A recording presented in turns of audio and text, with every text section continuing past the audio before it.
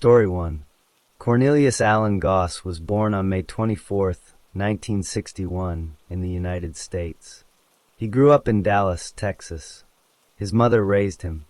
There is no clear information about his father in the records. Goss attended school in Dallas, but he did not finish his education with a strong record. When Goss was 17 years old, he was arrested for the first time. The arrest happened on October 4, 1978. Police found him just 2 blocks away from Oak Cliff High School. He was carrying 23 rolled marijuana cigarettes. This was a crime called possession of a controlled substance. On March 5, 1979, Goss went to court for this crime. He was convicted of misdemeanor possession of marijuana. The judge gave him 6 months of probation. That meant he did not have to go to prison as long as he followed the rules. Less than 1 month later, on March 25, 1979, Goss went to a birthday party. The party was for a 14-year-old girl. Her father was a man named Winston Doness. Goss was much older than the other children at the party. Winston Doness asked Goss to leave because of this. Goss did not listen. He kept staying near the party. Finally, Doness gave up asking him to leave. Doness locked up his house and left with the children. They went out to eat. When they returned 1.5 hours later, the house had been broken into. Items were thrown around. Property had been stolen. On June 22, 1979, Goss was convicted of burglary of a habitation. That means he broke into a home where people lived. The judge gave him a probated sentence of 5 years. This meant he could stay out of prison if he followed the probation rules. But Goss did not follow the rules. He failed to report to his probation officer. Then he received another conviction. Because of these failures, his probation was taken away. He was sent to prison. On December 9, 1979, Goss committed another crime. He stole a car. Then he drove it very fast to get away from police. This was a high-speed chase. Eventually, Goss lost control of the car. He drove through someone's yard and crashed into a telephone pole. He was convicted of unauthorized use of a motor vehicle. This was a felony. The judge sentenced him to 5 years in prison. While he was in prison, Goss was involved in a fight. The fight happened on March 10, 1981. The records do not say exactly who he fought or why, but it shows that he had trouble following rules, even inside prison. After serving time, Goss was released. But he did not stop committing crimes. On June 28, 1986, a man named William Akins owned a convenience store. His alarm company told him that someone had broken into the store. Police came to the store. They found Goss hiding in the attic. Behind the counter, there were 5 large trash bags. Each bag was 55 gallons in size. The bags were full of grocery items that Goss had taken from the store. On October 7, 1986, Goss was convicted of burglary of a building. The judge sentenced him to 7 years in prison. But Goss did not serve 7 years. He was released on parole on April 27, 1987. He had served only 7 months of his 7-year sentence. That was a very short time in prison for such a serious crime. After he got out of prison, Goss continued to steal. He also used drugs. A woman named Vivian Ward later testified about what Goss did during this time. She said that both she and Goss used cocaine and heroin together. She said that on the very first day Goss was released from prison, he was already planning a big drug deal. She also said that they were stealing from many places. One of those places was a Sears store in Mesquite, Texas. They had stolen a blower from that store before.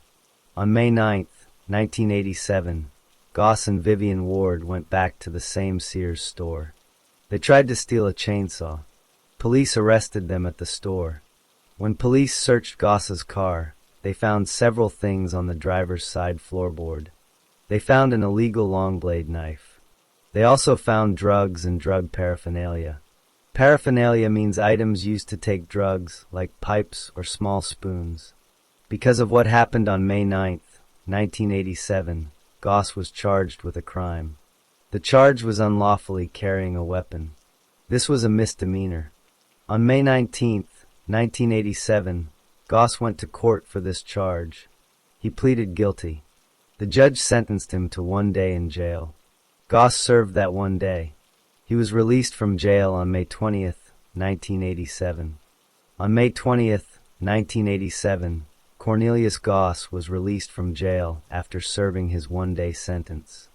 That same day, he drank about 6 bottles of beer. He had only about $2 in his pocket. He needed money. He later said he wanted money to buy drugs. Later that day, a 66-year-old man named Carl Levy was going about his normal routine. Carl Levy was a white male. He worked as a sporting goods representative for a company called Converse. That day, he had played in a golf tournament in Carrollton, Texas. After the tournament ended, he headed home. He arrived at his home in Dallas, Texas sometime between 6:30 p.m. and 7 p.m. Carl Levy lived with his wife.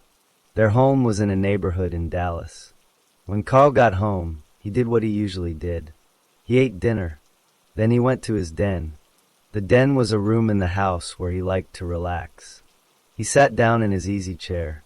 He turned on the television. Because he had a hearing problem, he played the television loudly. Then he fell asleep in the chair. Goss was not at the golf tournament. He did not follow Carl Levy from the tournament. The exact moment when Goss decided to break into the house is not known. But here is what Goss did.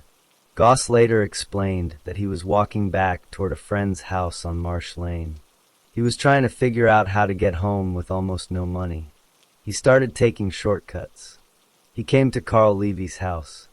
On the spur of the moment, Goss decided to break in. He jumped over the back fence. The house looked dark from the outside. Goss took out his pocket knife. He used the knife to open a window. The window was in the master bedroom. That was the point where he entered the house. He crawled through the window and got inside. Once inside, Goss saw that the bedroom door was closed. He started searching for money or gold. He opened drawers. He found some gloves in a drawer and put them on. He did not want to leave fingerprints. He looked under the mattress. He looked in the closet. He did not find money, but he did find a bracelet. It was a lady's gold bracelet. He put it in his pocket. While he was searching, Goss heard the television. He cracked open the bedroom door and looked out. He saw that the television was on in the den. He left the door cracked open and continued searching the bedroom. After he finished searching the bedroom, Goss opened the door fully and walked out. He turned left. He walked into a more open part of the house. That is when he saw Carl Levy. Levy was asleep in his easy chair. The sight startled Goss. He stepped back. He realized the man was sleeping, so he turned around and went back to look in another room next to the bedroom. He did not find anything in that room. Goss came back to where he could see the sleeping man. He stood there for a few minutes. Then he sneaked around through the living room. He paused and looked at Levy again. Then Goss went into a room that had a desk and a phone. There was a lot of exercise clothes and equipment in that room. Goss grabbed the clothes off a rack. He laid them by the patio door. Then he found a blue bag. He emptied the bag out. He put the empty bag on the floor by the clothes. Goss walked back to check if the man was still asleep. He leaned against the refrigerator. He opened the refrigerator and took out a Pepsi. He started drinking the Pepsi while watching the man. While he was standing there, Goss thought he would take silver items from a china cabinet. He planned to put the silver in the bag and then leave. Goss went up 2 stairs from the kitchen. He lost his balance but did not make any noise yet. He continued walking left into the living room. Then his foot made a squeaking sound on the kitchen floor. Carl Levy heard the noise. He started moving. He took off his reading glasses. He saw Goss. Levy yelled, "Hey!" and then said something else that Goss could not remember clearly. Goss looked at the patio door. He realized he did not know how to get out quickly. He picked up a board that was laying on a box. The board was a piece of wood measuring 2 inches by 4 inches. That is called a 2x4. It was dirty. Goss threw down the Pepsi he was drinking. He ran back toward Carl Levy. He tried to hit Levy with the board 2 times. He missed the second time. Then he hit Levy one more time. Levy went down. Goss leaned over to pick up the television remote control to turn off the TV. But then Carl Levy grabbed Goss's left leg. Without even looking, Goss hit Levy once or twice more with the board. Levy flopped to his left side in the chair. Goss picked Levy up and tried to place him on his side. Then Goss noticed that Levy was wearing a watch and a necklace. Goss took them from Levy. The watch was a Rolex. The necklace had a $10 gold piece hanging from it. Goss also looked in the desk behind where Levy's body was. He found a wallet. He took the wallet and the money that was inside it. He put the money in his pocket. Goss also took 2 rings from Carl Levy. One of the rings was a distinctive Converse ring. That ring had 1 diamond in it. The other ring was a wedding band. Goss later lost the wedding band while jogging on a golf course. Goss grabbed the blue bag he had emptied earlier. He put it inside a larger clothes bag. He opened the patio door. He saw the garage door was open. He went into the garage and looked through 2 or 3 boxes but did not take anything. Then he got the bag and jumped the back fence. He left the house. In the backyard, Goss pulled off his shirt and left it on the ground. He also pulled off the gloves he had been wearing and left them in the backyard. The gloves had blood on them. A shirt was found laying beside a pile of wood that contained 2x4 boards. The pile was between the carport and the back fence. Inside the house, Carl Levy was lying face down on the floor next to his chair. Blood was coming from his ears, mouth, and nose. A butcher knife was laying next to him. That knife was not used in the attack. The dirty 2x4 board was also laying next to him. Wood chips were found behind the chair and in front of the desk. Those wood chips came from the board hitting Levy's head. The medical examiner later counted 4 distinct external injuries to Levy's head. Inside his skull, there was a depressed skull fracture. That means part of the skull was dented inward. The fracturing was extensive. It covered the forehead, the left side of the skull, the right side above the ear, the back of the skull, the base of the skull, the top of the eye sockets, and the temple and ridge bone on the right side. There were no defensive injuries on Levy's hands or arms. That meant he could not protect himself. In the den, the desk behind Levy's body looked like someone had gone through it. A file cabinet had bloody glove prints on it. Money was missing from the desk. Other items were also missing from the house. Those items included the Rolex watch, the necklace with the gold piece, the lady's gold bracelet, a camera, the Converse ring with 1 diamond, and the wedding band. Also missing were a Converse duffel bag and some Converse clothing. Goss took the items with him. He later tried to sell them. He asked a friend named Charles Ford if Ford knew a place to sell the Converse ring. Ford took Goss to a place off Sargent Road that looked like a bootleg house. Ford went inside and sold the ring for $80. Goss gave Ford about $3 or $4. That happened about 2 weeks after the murder. About 5 days after the murder, Goss sold the necklace and the gold piece. He did not remember exactly where. The wedding band he lost while jogging on the Cedar Crest golf course the morning after he sold the ring. He also took a pair of red shorts from Levy's house. He was wearing those red shorts later. After the murder, Goss took the jewelry and put it in his pocket. He took some active-wear clothing from Levy's working office. That clothing was already in the blue bag. He poured some tennis shoes out of a blue Converse bag. He put that empty Converse bag into the larger blue garment bag. Then he left. Goss did not know what happened to Levy's wallet. He looked for it for 4 or 5 days but could not find it. At the time of the murder, no one else was in the house. Carl Levy's wife was not home. She had been out playing bridge. She returned home later that night. On the night of May 20th, 1987, Carl Levy's wife was out playing bridge. She returned home at approximately 12:15 a.m. on May 21st. When she arrived, she saw that her husband's car was parked in the garage where it belonged. But his Converse duffel bags were not in their normal order. They were messy and scattered. She called out for her husband. No one answered. She knew her husband usually ate dinner, and then went to his easy chair in the den to watch television. The television was usually loud because of his hearing problem. As she walked further into the house, she did not hear the television. She stopped at the entrance to the kitchen. She saw that his easy chair was empty. She called out a second time. Still no answer. She continued walking and found her husband lying dead on the floor in the den. She ran to a neighbor's house and called the police. Police and paramedics arrived at the house. They found Carl Levy face down on the floor next to his chair. Blood was coming from his ears, mouth, and nose. There was a butcher knife and a dirty 2x4 piece of wood next to him. The medical examiner later examined the body and found the skull fractures described in Part 2. Police processed the entire house for fingerprints. They were able to get clear fingerprints from only 3 places.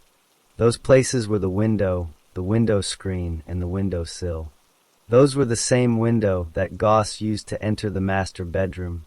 Police also found a pair of bloody gloves in the backyard. Those gloves matched a pair that was missing from a nightstand in the master bedroom. Strewn along the back fence, police found wallet items, pictures, and a checkbook. A shirt was found beside a pile of wood between the carport and the back fence. On the desk in the den, money was missing. A file cabinet had bloody glove prints on it. The family later discovered that many items were gone. Those items included a necklace with a $10 gold piece, a Rolex watch, a lady's gold bracelet, a camera, a Converse ring with 1 diamond, a wedding band, and various Converse clothing and bags.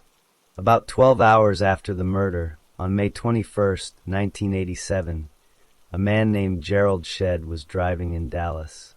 He saw Goss hitchhiking. Shedd picked Goss up. Goss was carrying a gym bag. He was wearing a Rolex watch. Goss told Shedd he wanted to sell the watch. Shedd and Goss first went to buy beer and liquor. Then they drove to a pawn shop. Shedd went inside and tried to pawn the Rolex watch. A pawn shop employee offered Shedd $150 for the watch. But Shedd could not produce a driver's license. The employee refused to complete the transaction. Shedd left the store. Outside the pawn shop, another man named William Bryant arrived. He was there to sell some of his own property. Before Bryant went inside, Shedd approached him. Shedd explained that he did not have his identification with him. He asked Bryant if Bryant would be willing to pawn the Rolex watch for him. Bryant agreed. Bryant took the watch inside and completed the transaction. After that, Shedd dropped Goss off at a residence on a street called Winfield. Later, the pawn shop ran the Rolex transaction through a law enforcement computer database. The database showed that the watch had been reported stolen. The family had found an old repair bill for Carl Levy's Rolex watch. The serial number on that repair bill matched the serial number on the pawn shop ticket. Police identified Gerald Shedd. They arrested him. Shedd told police that the man who gave him the watch was someone he only knew as Goss. Shedd also led police to the house where he had dropped Goss off on May 21st. Police talked to a neighbor. The neighbor confirmed that Goss lived at that house. Police then showed Shedd a photo lineup. Shedd picked out Goss as the man he had driven. Police also learned that the fingerprints found at the point of entry in Carl Levy's home matched fingerprints taken from Cornelius Goss. With that evidence, a judge issued a warrant for Goss's arrest. Police arrested Goss at a residence in a part of Dallas called South Oak Cliff. Inside that residence, officers found an athletic bag in the living room. That bag looked like one that was missing from Carl Levy's house. Police later searched the residence more thoroughly. They found new and worn Converse clothing. They found a Converse bag. They found a lockblade knife. They found a lady's gold bracelet. They also found a large blue garment bag. Inside that bag were a pair of miniature Converse display shoes. Police confronted Goss. They told him he was under arrest for capital murder. They told him they had his fingerprints at the murder scene. They told him they had found the victim's property in his house. Goss broke down. He gave an oral confession. He told police exactly what he had done. He also told them what he had done with the stolen items. Police then spoke to Charles Ford, the friend who had helped sell the Converse ring. Ford took police to the place where he had sold the ring. Police recovered the victim's Converse ring. In May 1988, a grand jury indicted Cornelius Goss for capital murder. The charge was that he killed Carl Levy while committing or trying to commit burglary of a home. Goss pleaded not guilty. He went to trial before a jury. On July 23, 1988, the jury found Goss guilty of capital murder. Then there was a separate hearing to decide the punishment. The jury answered certain questions according to Texas state law.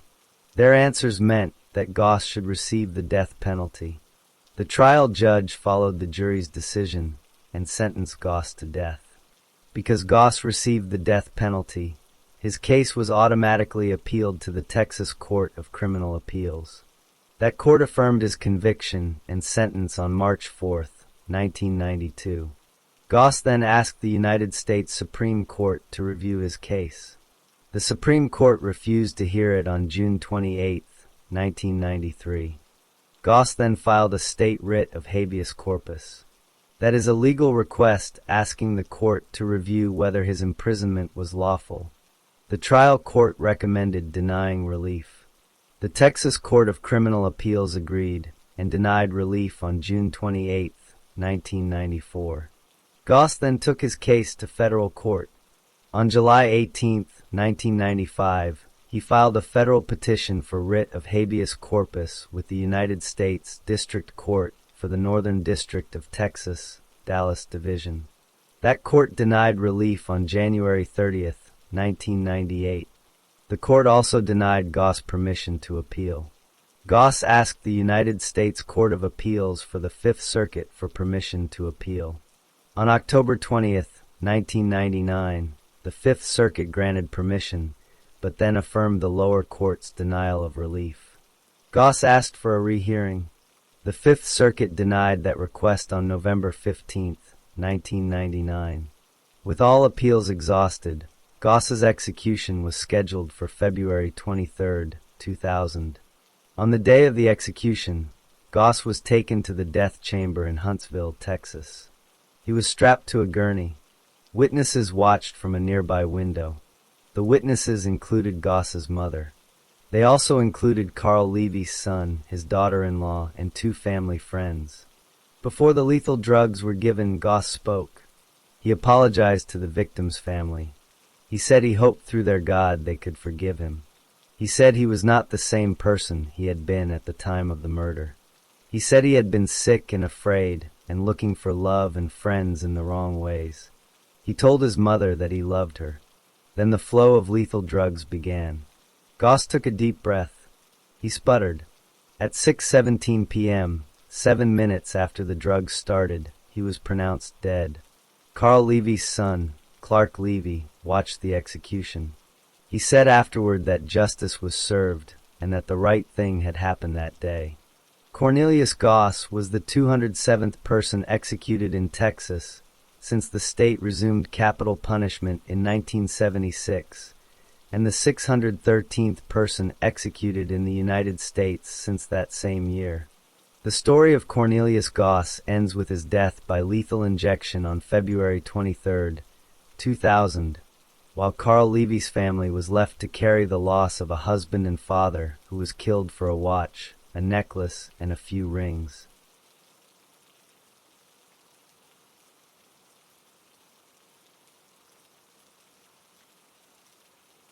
Story 2. Terry Melvin Sims was born on February 5, 1942. He was a white male. The public records do not say exactly where he was born or who his parents were. There is also no clear information about his brothers, sisters, or his home life as a child. What is known is that Sims grew up during the 1940s and 1950s. The records do not say whether he finished school or what jobs he held. There is no detailed information about his friends, his habits, or his daily life when he was young. As he became an adult, Sims began to live outside the law. He did not work a regular job in a way that kept him away from trouble. Instead, he started to take part in crimes.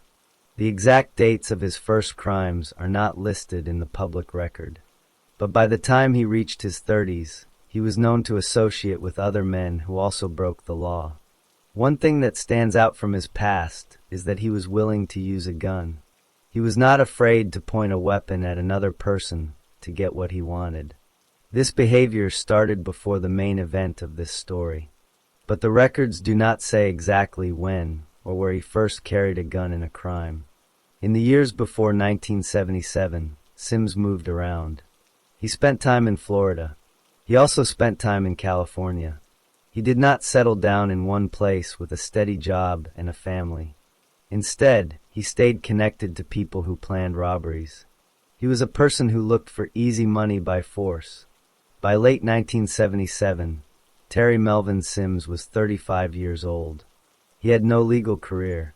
He had no known wife or children living with him. He had a pattern of behavior that involved taking other people's property with a weapon. He also had friends who did the same thing. These friends would later be part of the events that followed. That was the life Terry Melvin Sims had built for himself by the end of 1977. He was a man with a criminal mindset, a gun, and partners who thought like him. He was ready to commit another robbery. And on December 29th, 1977, he did. On December 29th, 1977, Terry Melvin Sims was 35 years old. He was in Longwood, Florida. That day, he planned to rob a pharmacy with 3 other men. Their names were Curtis Baldry, B.B. Housel, and Clarence Eugene Robinson. Sims and Baldry would go inside the store. Housel and Robinson would wait outside in a car that would be used to escape. The pharmacy was called the Longwood Village Pharmacy. It was located on State Road 434. The 4 men drove to that pharmacy in the getaway car. Housel and Robinson stayed in the car with the engine ready. Sims and Baldry got out of the car. Both men had guns in their hands. Sims and Baldry entered the pharmacy. Once inside, Baldry walked toward the back of the store. The pharmacist was a man named Robert Duncan. Baldry pointed his gun at Robert Duncan. He was robbing him. Meanwhile, Sims stayed at the front of the pharmacy. His job was to watch the door and make sure no one left or entered without his permission. There were customers inside the store. Sims and Baldry ordered those customers to go to the back of the store and get inside a bathroom. One customer, a man named William Guggenheim, tried to leave the store. He saw Baldry pointing a gun at the pharmacist. But Sims stopped him. Sims took William Guggenheim's wallet. Then Sims ordered him into the bathroom with the others. While the robbery was happening, a man named George File walked toward the pharmacy. George File was 55 years old. He was a retired New York City police officer. After retiring, he became a volunteer deputy sheriff for Seminole County, Florida. On this day, he was off duty. He was wearing his uniform. He had stopped at the pharmacy to pick up a prescription for his wife, Florence File. George File entered the store. He did not know a robbery was happening. When Sims saw George File's uniform, Sims did not hesitate. Sims raised his gun and fired. He shot George File 2 times. The bullets hit the deputy's body. George File was badly wounded. But even after being shot, he raised his own gun and fired back at Sims. One of File's bullets hit Sims in the hip. Sims was now wounded, but he could still move. He did not stay to help anyone. He ran out of the pharmacy. He got into the getaway car where Housel and Robinson were waiting. Baldry also ran out and got into the car.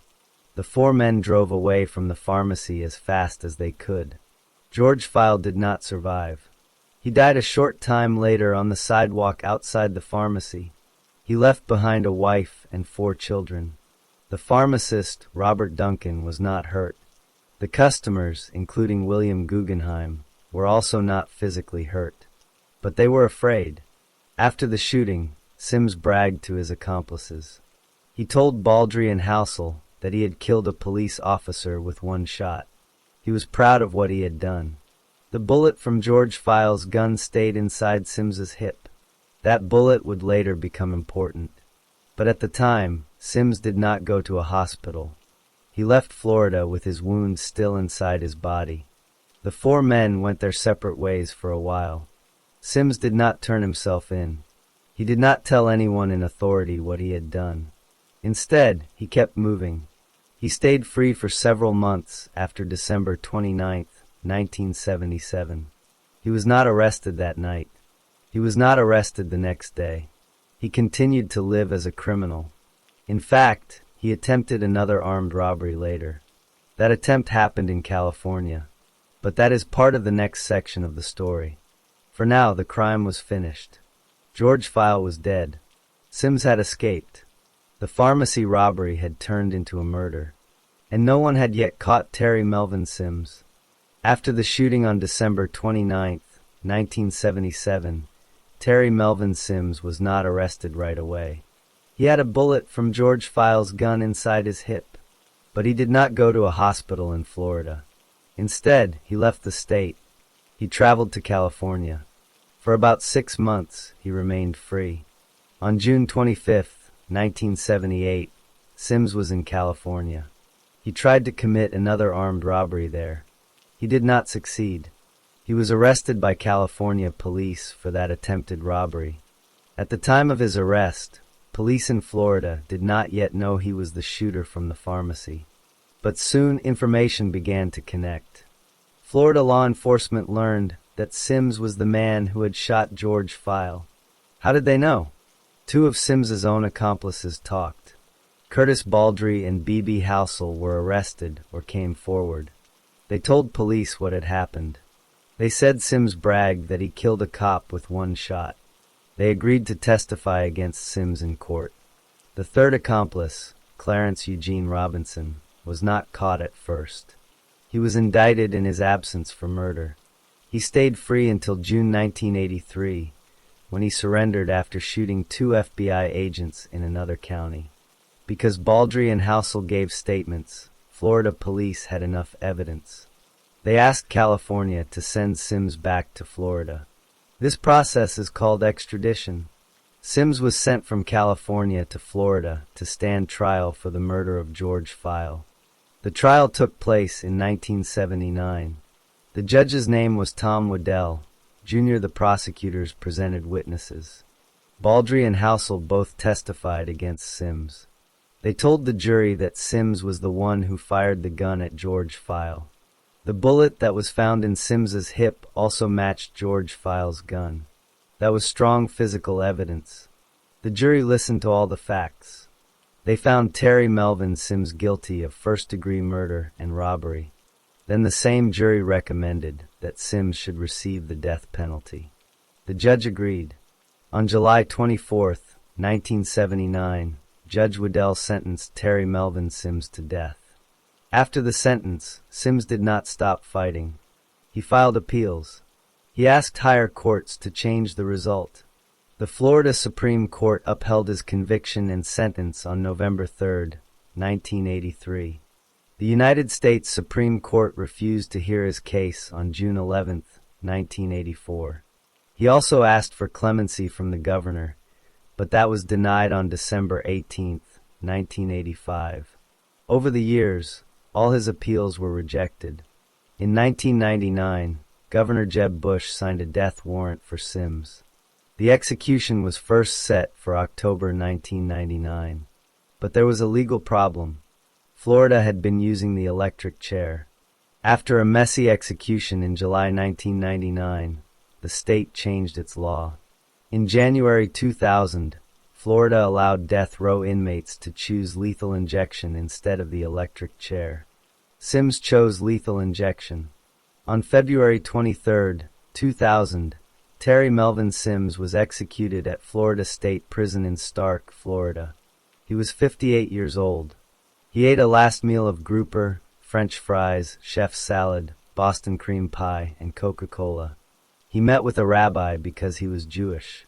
He was strapped to a gurney, and needles were placed in his arms. He said he was not guilty of murder. Then the drugs were injected. He was pronounced dead at 7:10 a.m. As for the other people involved, Curtis Baldry and B.B. Housel were released from prison after serving 2-year sentences. Both were killed after their release. Clarence Eugene Robinson was finally arrested in 1983 and faced other charges. George File's wife, Florence File, did not attend the execution. She said she felt relief that it was finally over after more than 22 years. The story of Terry Melvin Sims ends with his death by lethal injection on February 23, 2000, making him the first person executed by that method in Florida's history.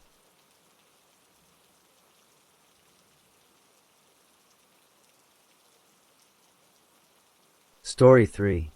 Anthony Braden Bryan was born on March 1, 1959. He was a white male born in the United States. His mother was named Joan Johns. He had at least 2 sisters. One sister was named Cynthia Tucker. Another sister was named Debbie Manansala. He also had a grandmother who was alive during his early years. He had an aunt named Lavon Dykes. Growing up, Anthony was known in his family as the singer. His mother later said that he was the singer in the family. He enjoyed singing from a young age. His family was close, and he stayed in contact with his mother, sisters, and grandmother as he got older. As a young man, Anthony worked as a commercial fisherman. This job was his main way to earn money. He worked on boats and spent time on the water. He learned how to handle boats and fix small problems with their motors. He also became familiar with the coastal areas of Florida and nearby states. Anthony had a son later in life. He named his son Bradley. Anthony cared about his son and his family. He kept in touch with his relatives even when he moved from place to place. Before the year 1983, Anthony had no major criminal record that changed his daily life. He worked as a fisherman and moved around. He did not have a steady home for long periods. He lived a simple life on the water and on the road. He liked to be independent. He did not like to stay in one place for too long. By the spring of 1983, Anthony was still working as a fisherman. He was 24 years old. He had a sawed-off shotgun that he kept with him. He did not have a lot of money. He was looking for ways to get more money quickly. But he had not yet done anything that would bring him to the attention of the police in a serious way. That was his life up to the middle of 1983. He was a fisherman. He was a singer in his family. He had a young son named Bradley. He had a mother, sisters, a grandmother, and an aunt who cared about him. He owned a sawed-off shotgun. He moved from place to place. He needed money. On May 27, 1983, Anthony Bryan took his sawed-off shotgun and robbed a bank in Grand Bay, Alabama. He used the shotgun to threaten the people inside. He took money from the bank. After the robbery, he ran away from the scene. The police did not catch him right away. He was now a fugitive. For the next few days, Anthony stayed on the run. He traveled to different places to avoid being found. In June 1983, he went to Jacksonville, Florida. There he met a woman named Sharon Cooper. They became traveling companions. Together, they started hitchhiking to Mississippi. Once they reached Mississippi, Anthony and Sharon got a truck. They drove the truck back to Florida. On the way back, they stopped at a place where Anthony had hidden the sawed-off shotgun he used in the bank robbery. He took the shotgun again. He kept it with him. Anthony then found a cabin cruiser, which is a type of boat. He took this boat because he wanted to travel back to Mississippi by water. Sharon Cooper went with him on the boat. They started driving the boat toward Mississippi. But while they were traveling, the boat's motor became damaged. The boat would not work properly. Anthony needed to stop to fix it. On August 12, 1983, Anthony and Sharon stopped in Pascagoula, Mississippi. This is a town on the coast. Anthony looked for someone who could lend him tools to fix the boat motor. He found a man named George Wilson. George Wilson was 60 years old. He was a white male. He worked part-time as a night watchman at a seafood wholesaler. The seafood wholesaler was a business that sold fish and other seafood to stores and restaurants. George Wilson was kind to Anthony. He did not know that Anthony had robbed a bank. He did not know that Anthony was a fugitive. George loaned Anthony some tools. Anthony tried to fix the boat motor with the tools, but he could not repair the motor. The boat was still broken. After failing to fix the boat, Anthony decided he needed a different way to get money and transportation. He went back to George Wilson. Anthony took out his sawed-off shotgun. He pointed the shotgun at George. He robbed George. He took George's keys and his wallet. Then Anthony tied George up so he could not escape. Anthony kept George tied up for the night. After tying George up, Anthony used George's keys to go to the seafood wholesaler where George worked as a night watchman. Anthony went inside the building. He robbed the seafood wholesaler. He took money or other valuable items from the business. Then he went back to where George was tied up. Anthony then put George Wilson in the back seat of George's own car. Sharon Cooper got into the car as well. Anthony drove the car. He took George and Sharon from Pascagoula, Mississippi, across the state line into Florida. They drove to Santa Rosa County. Santa Rosa County is in the Florida Panhandle, which is the northwestern part of Florida. Once they arrived in Santa Rosa County, Anthony found a motel. He, Sharon, and George stayed in the motel for a short time. George was still tied up. George was afraid. He did not know what Anthony would do to him. Later, they left the motel. Anthony drove George Wilson to a secluded spot in the woods. A secluded spot means a place that is far away from other people, where no one could see or hear what happened. The spot was near a creek. A creek is a small stream of water. Anthony made George get out of the car. George's hands were still tied. Anthony pointed the shotgun at George. He marched George at gunpoint to a spot right beside the creek. George was very scared. He believed he was going to die. He pleaded with Anthony. He asked that he not be crippled. He did not want to be left alive, but unable to move his body. Anthony did not listen. He took the shotgun and hit George Wilson on the back of the head with it. The blow made George fall forward into the creek. As George was falling or lying in the water, Anthony raised the sawed-off shotgun. He fired one shot. The shotgun blast hit George Wilson in the face. George died right there from the gunshot wound. After killing George, Anthony took George's car and pushed it into a nearby river. He wanted to hide the car so no one would find it quickly. Then Anthony and Sharon Cooper continued traveling together. They left the woods and the creek behind. In late August 1983, about 2 weeks after the murder, Anthony and Sharon were arrested in Madison County, Florida. They were arrested for driving a stolen car. That was the charge at that time. The police did not yet know about George Wilson's murder. Sharon Cooper was released from custody after her arrest. After she was free, she went to the offices of the FBI. The FBI is the Federal Bureau of Investigation. Sharon told the FBI that Anthony had robbed a bank, kidnapped a man, and murdered that man. She named George Wilson. She told them where and when it happened. At that point, the police began to learn the full truth about what Anthony Bryan had done. After Sharon Cooper went to the FBI, federal agents began to investigate her story. They checked the information she gave them. They looked for George Wilson. They found that a 60-year-old night watchman named George Wilson was missing from Pascagoula, Mississippi. They also found his car in a river in Florida. The police then went to the woods in Santa Rosa County. They searched the area near the creek. They found George Wilson's body. He had been shot in the face. The police now had proof that a murder had taken place. The police arrested Anthony Bryan for the murder of George Wilson.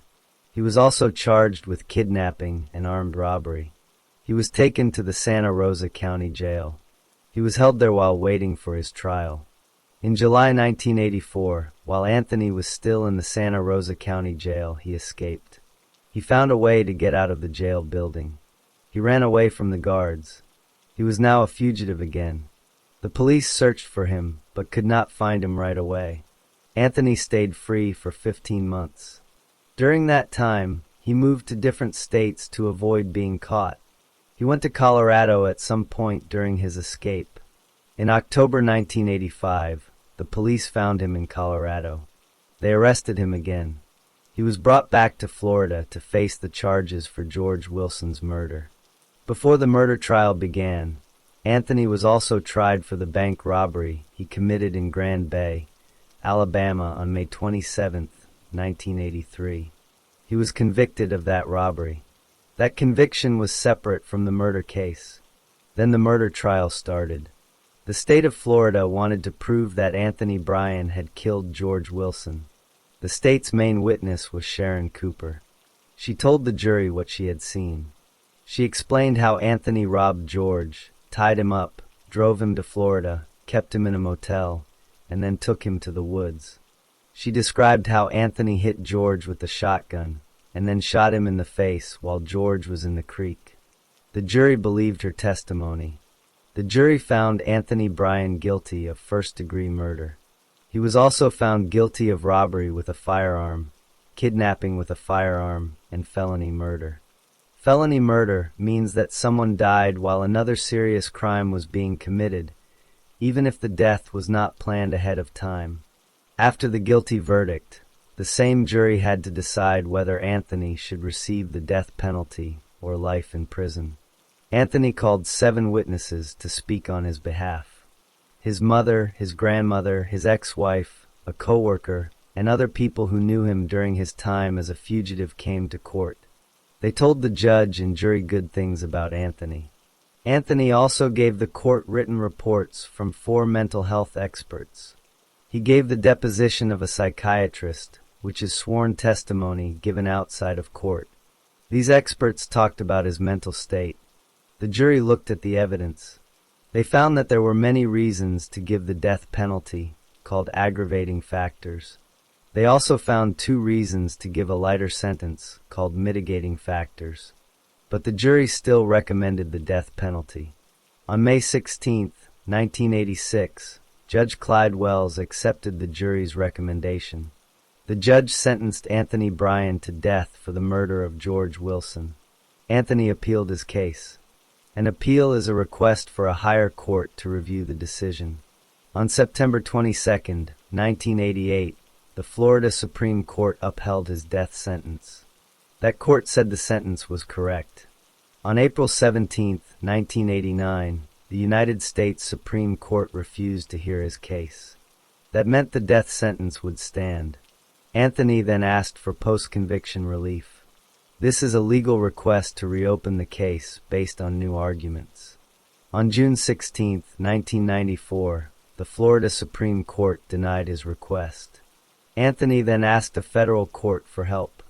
On July 9, 1996, the United States District Court for the Northern District of Florida denied his request for habeas corpus, which is a way to challenge a prison sentence. On February 22, 1999, the U.S. Supreme Court again refused to hear his case. Anthony's lawyers argued that his trial attorney was an alcoholic who did not represent him properly. The courts did not accept this argument as a reason to stop the execution. On December 6, 1989, the Clemency Board reviewed Anthony's case. Clemency is mercy from the government that can reduce a sentence. The board decided that executive clemency was not appropriate. Anthony was not granted mercy. Governor Bob Martinez signed a death warrant for Anthony on August 28, 1990. But that warrant was not carried out at that time.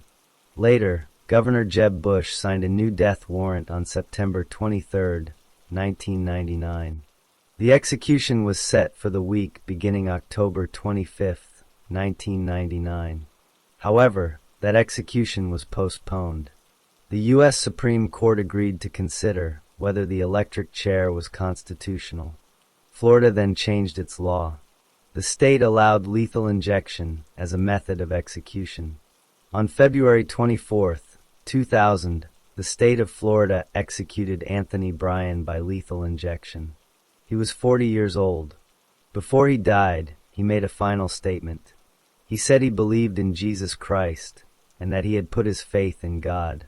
He thanked the people who stood by him during his 13 years on death row.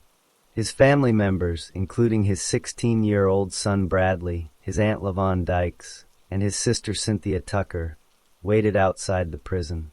The execution began at 7 a.m. A doctor pronounced him dead at 7:11 a.m. George Wilson's family was not found by prison officials to notify them about the execution. George Wilson was dead. He had been killed by a single shotgun blast to the face on August 12, 1983. Anthony Bryan was dead as well, executed by the state of Florida on February 24, 2000. That was the end of both men's stories.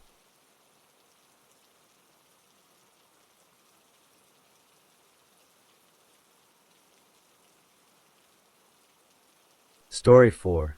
Betty Lou Beets was born on March 12, 1937, in North Carolina. Her family was very poor.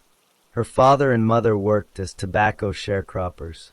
They lived in a small shack that had no window panes, no running water, and no electricity.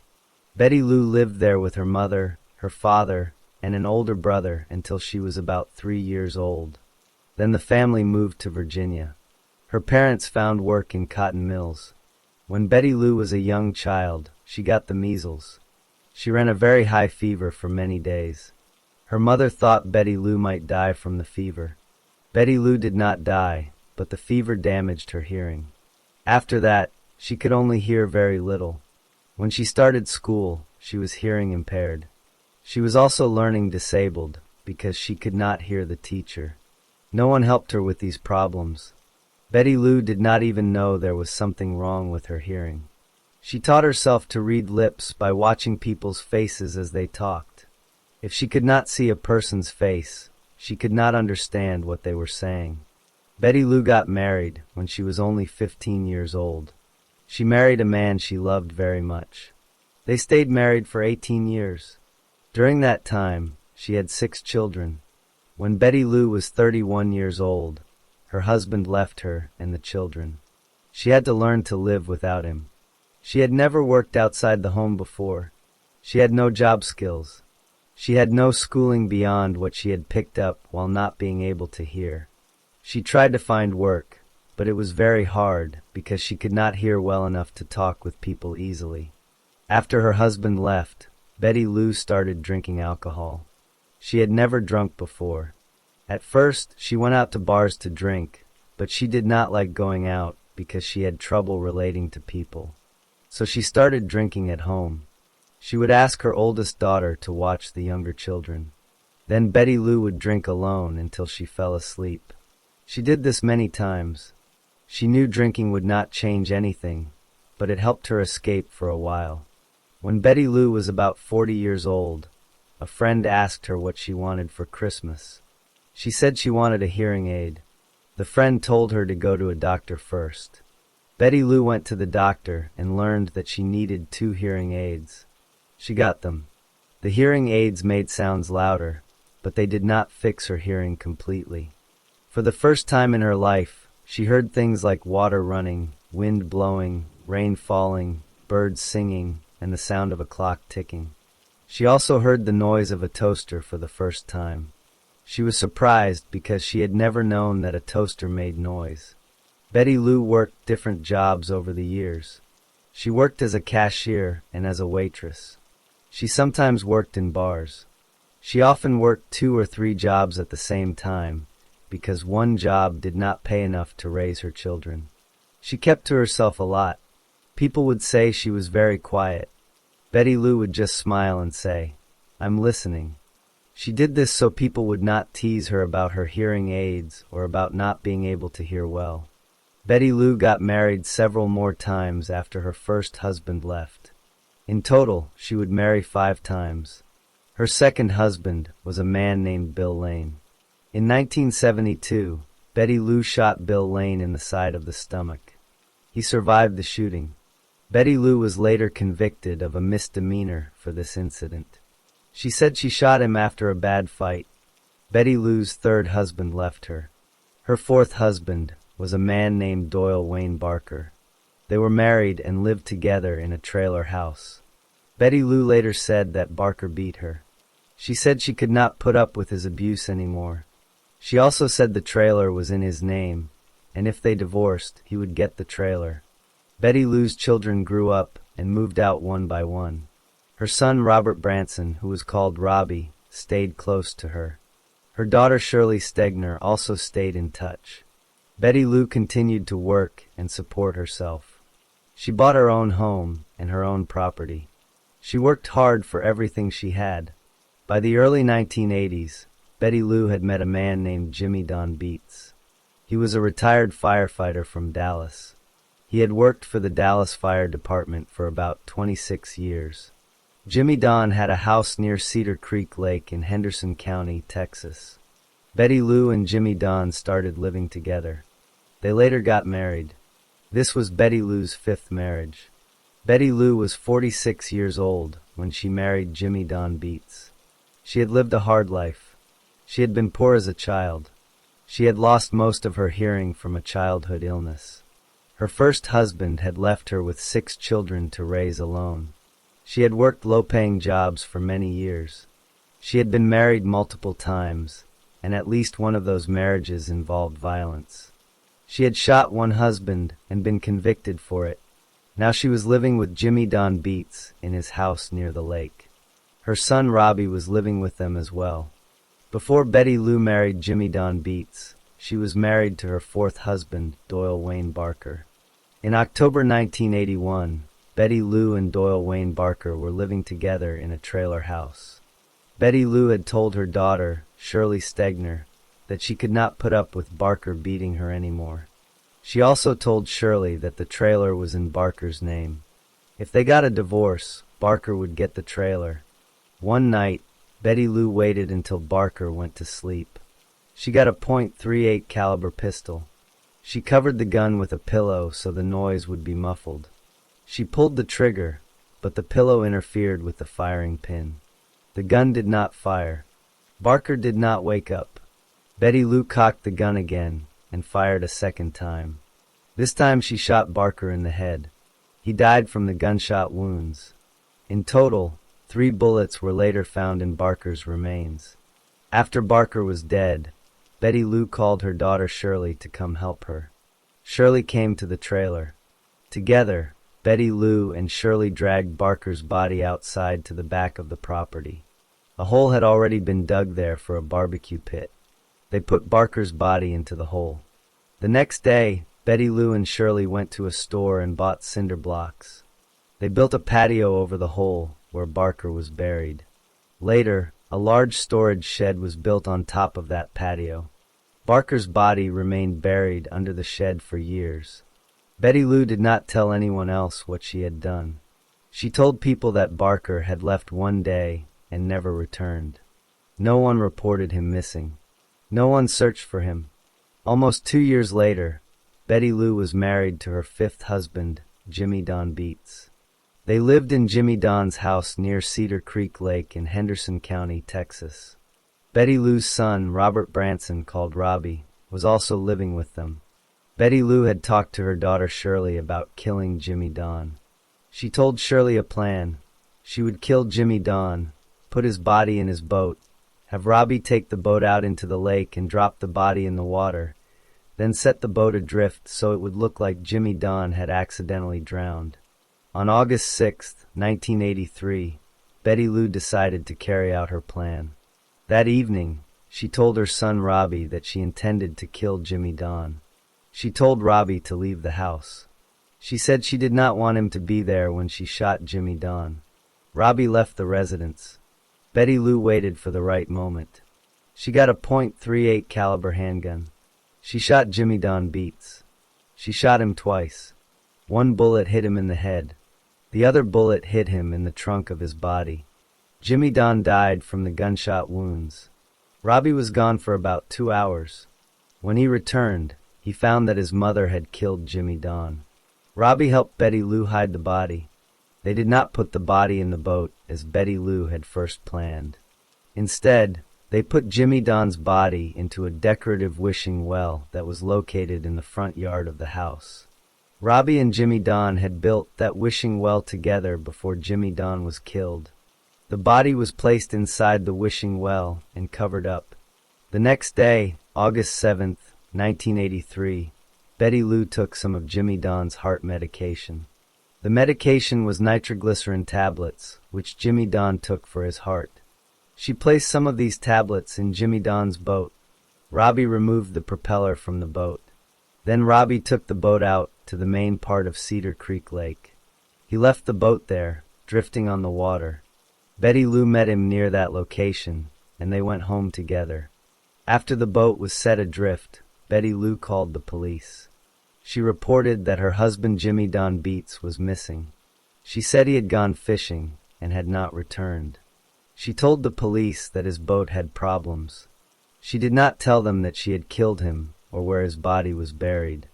Later that same day, August 7th, a deputy sheriff came to Betty Lou's house. He asked if Jimmy Don had returned home. Betty Lou said no. The deputy told her that speedboat races were happening on the lake that day. So many boats would be on the water. He said it was likely that someone would find Jimmy Don's body if he had drowned. Betty Lou did not say anything about the wishing well. On August 12, 1983, 6 days after the murder, Jimmy Don's boat was found drifting near the Redwood Beach Marina on Cedar Creek Lake. Inside the boat, authorities found Jimmy Don's fishing license, his nitroglycerin heart tablets, and a life jacket. Betty Lou was called to the marina. She identified the boat and its contents as belonging to her husband. She acted like a worried wife whose husband had drowned. A large search began. Members of the Henderson County Sheriff's Department, Texas Parks and Wildlife agents, and many firefighters from different departments searched the lake and surrounding areas. The search lasted for 3 weeks. No body was found. The search was called off. After Jimmy Don was reported missing, Betty Lou started asking questions about money. She spoke to a chaplain from the Dallas Fire Department named Denny Burris. She asked him if she was covered by any insurance policies that Jimmy Don had. She also asked if she would receive any pension benefits from his job with the city of Dallas. The chaplain checked and found out that Jimmy Don had life insurance totaling about $110,000. Betty Lou would also receive about $1,200 each month from his pension. The chaplain told Betty Lou this information. He also told her that because Jimmy Don's body had not been found, she would have to wait 7 years before any insurance money could be paid. Betty Lou did not want to wait. She also tried to get money from other sources. She had previously filled out an insurance application from J.C. Penney without Jimmy Don's knowledge. She signed his name on the application and made herself the beneficiary.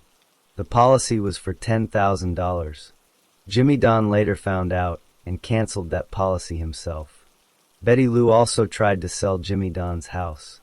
The house mysteriously burned down. Betty Lou tried to collect fire insurance on the house, but she was unsuccessful.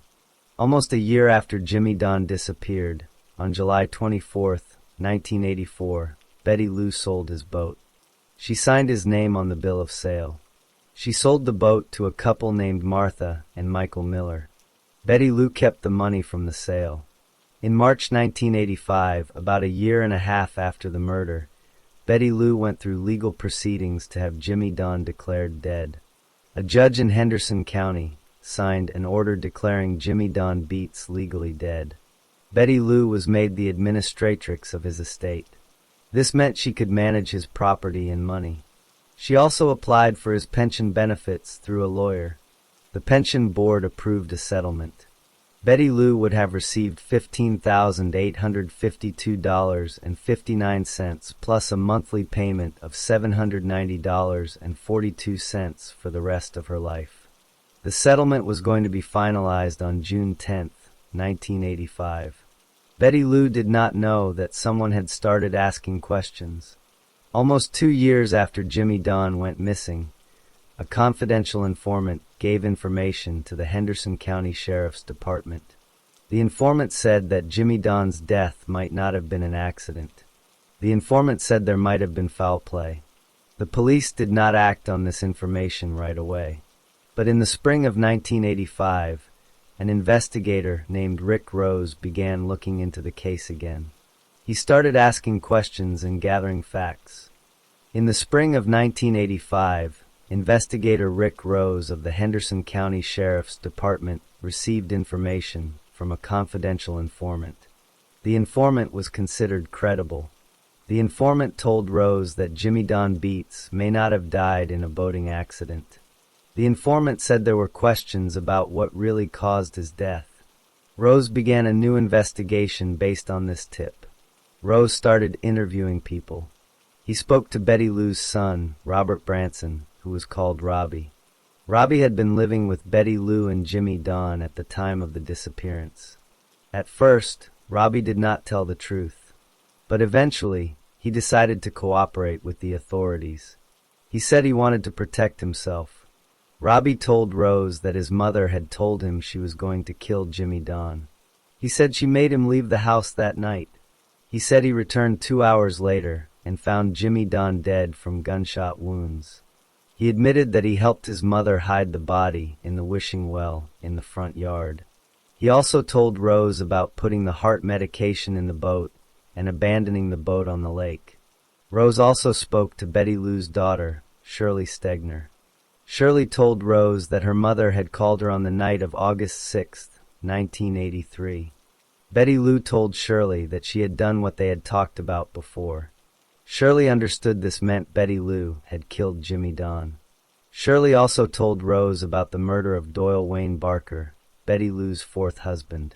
She said she had helped her mother bury Barker under what later became a storage shed in the backyard. She said Betty Lou shot Barker while he slept. Based on the information from Robbie and Shirley, investigator Rose obtained an arrest warrant for Betty Lou Beats. On June 8, 1985, officers from the Mansfield Police Department arrested Betty Lou. She was taken to the Henderson County Jail and booked.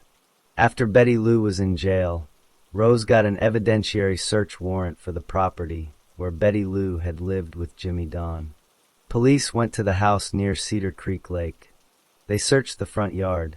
They dug into the ornamental wishing well. Inside, they found human remains. The remains were later identified as the body of Jimmy Don Beats. 2 bullets were recovered from his remains. Police then searched the backyard. They looked under the storage shed. They dug into the ground and found more human remains. Those remains were identified as the body of Doyle Wayne Barker. 3 bullets were recovered from his remains. All 5 bullets were taken to the Dallas County Forensic Science Laboratory for examination. A firearms examiner named Alan Jones tested the bullets. He determined that all 5 bullets were .38 caliber projectiles. The police had previously seized a .38 caliber pistol from Betty Lou's residence during an unrelated incident. Jones examined that pistol. He could not say for certain that the bullets came from that exact pistol, but he confirmed they were all .38 caliber, which matched the pistol's caliber. The bodies were examined by Dr. Charles S. Petty, the chief medical examiner in Dallas County. He confirmed that Jimmy Don Beats died from gunshot wounds to the head and trunk. He confirmed that Doyle Wayne Barker died from gunshot wounds as well. On July 11, 1985, a grand jury indicted Betty Lou Beats for capital murder. The indictment said she killed Jimmy Don Beats for remuneration. This meant she killed him for money. The money included retirement benefits from his job with the city of Dallas, life insurance policies where she was the named beneficiary, and money from his estate. Betty Lou went to trial in the 173rd District Court of Henderson County. She pleaded not guilty. The trial was held before a jury. The prosecution called many witnesses. Robbie Branson testified against his mother. He told the jury what happened on the night of August 6, 1983. Shirley Stegner testified against her mother. She told the jury about both murders. The chaplain from the fire department testified about Betty Lou asking about insurance and pension money right after Jimmy Don went missing. The woman who bought the boat testified that Betty Lou sold it and signed Jimmy Don's name. The pension administrator testified that Betty Lou was about to receive a large settlement before her arrest stopped it. The medical examiner and firearms examiner testified about the bullets and the bodies. Betty Lou's lawyers tried to argue that Robbie was the actual killer. Robbie denied this. The judge instructed the jury that Robbie was an accomplice as a matter of law. This meant his testimony had to be supported by other evidence. The prosecution provided that other evidence through Shirley's testimony, the bullets, the body in the wishing well, and the financial evidence. On October 11, 1985, the jury found Betty Lou Beets guilty of capital murder. The trial then moved to the punishment phase. The jury had to answer two special questions. First, did Betty Lou commit the murder deliberately and expect that death would result? Second, was there a probability that she would commit future violent acts that would threaten society? The jury answered yes to both questions. The trial judge sentenced Betty Lou Beets to death. Betty Lou appealed her conviction automatically to the Texas Court of Criminal Appeals. In 1987, that court reversed her conviction. The court found that murder for insurance and pension benefits did not count as murder for remuneration under Texas law. The state asked for a rehearing. In 1988, the Court of Criminal Appeals changed its decision and affirmed Betty Lou's conviction and sentence. Betty Lou then filed appeals in federal court. She filed habeas corpus petitions. She argued that her trial lawyer was ineffective. She argued that the jury never heard evidence about her being a battered woman. She said she had been abused by her husbands for years. She said her lawyer had photos of her with black eyes and bruises, but did not show them to the jury. The federal courts reviewed her claims. In 1998, a federal district court denied her habeas corpus relief. The Fifth Circuit Court of Appeals affirmed that denial in 1999. The United States Supreme Court denied her final petition for certiorari on January 18, 2000. While Betty Lou was on death row, she wrote letters and spoke to supporters. She said she was a battered woman who had been abused since she was 5 years old. She said she was hearing impaired and could not follow her own trial. She said her lawyer did not tell the jury about her past.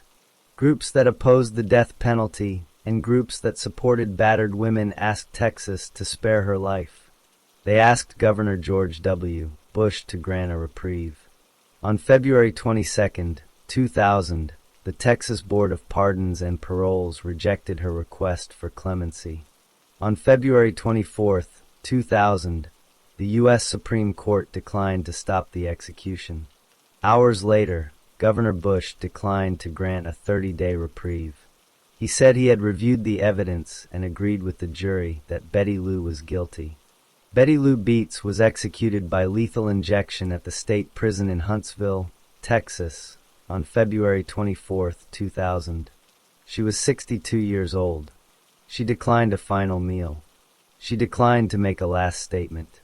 She was pronounced dead at 6:18 p.m. Central Standard Time. After her death, the bodies of Jimmy Don Beets and Doyle Wayne Barker remained buried in the graves where they were found.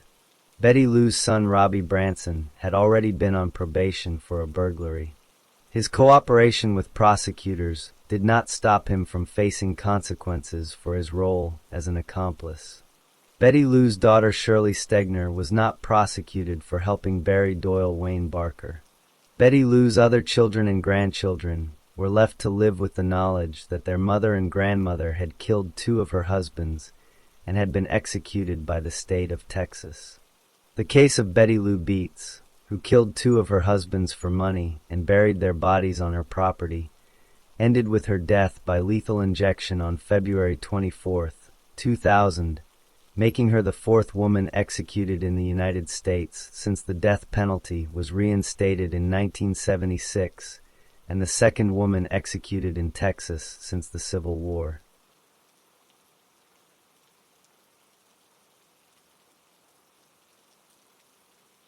Story 5. Odell Barnes Jr. was born on March 22, 1968. He was a black male. He grew up in Texas. His mother's name was Mary Barnes. His father was also named Odell Barnes Sr. Odell Jr. had at least one brother named Joseph Barnes.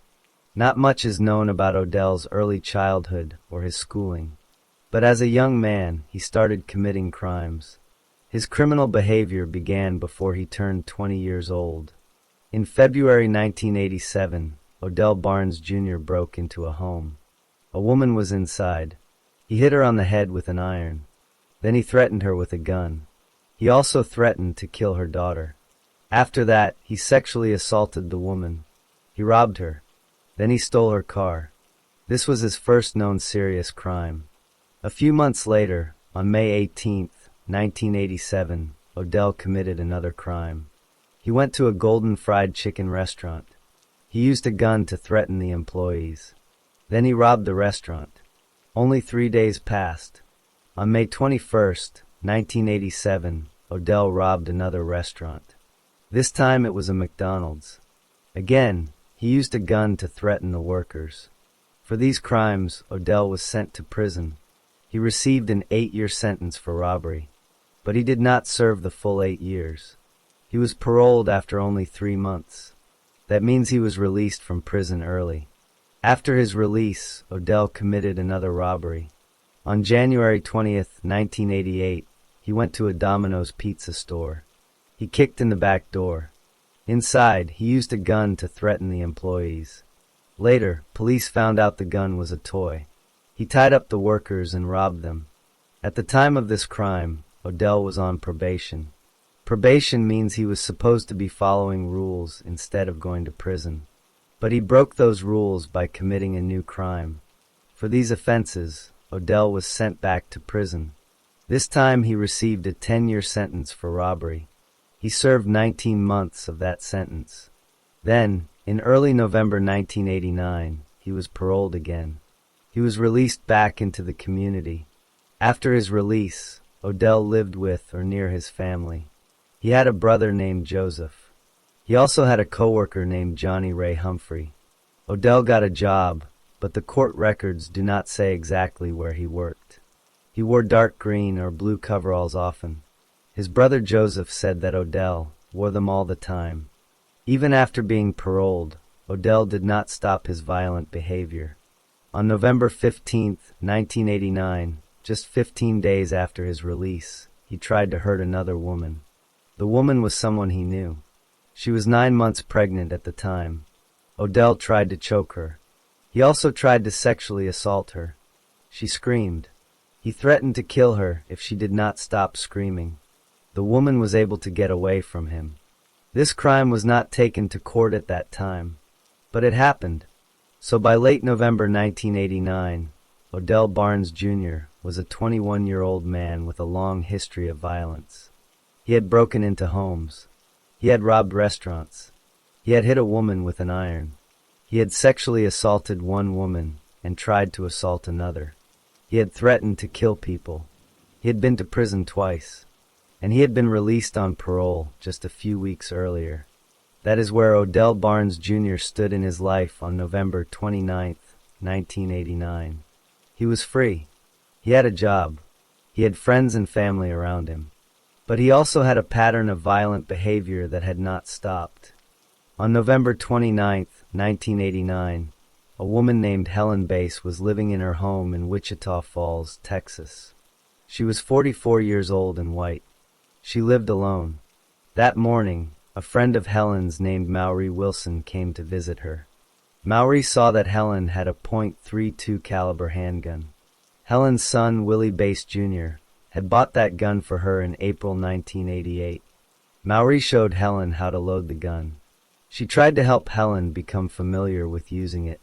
Maury suggested that Helen keep the gun in her bedroom. At that time, the gun was fully loaded. Later that same day, November 29th, Helen went to work. She worked until late.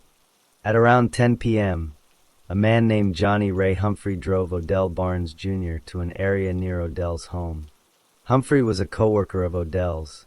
Humphrey dropped Odell off near his house.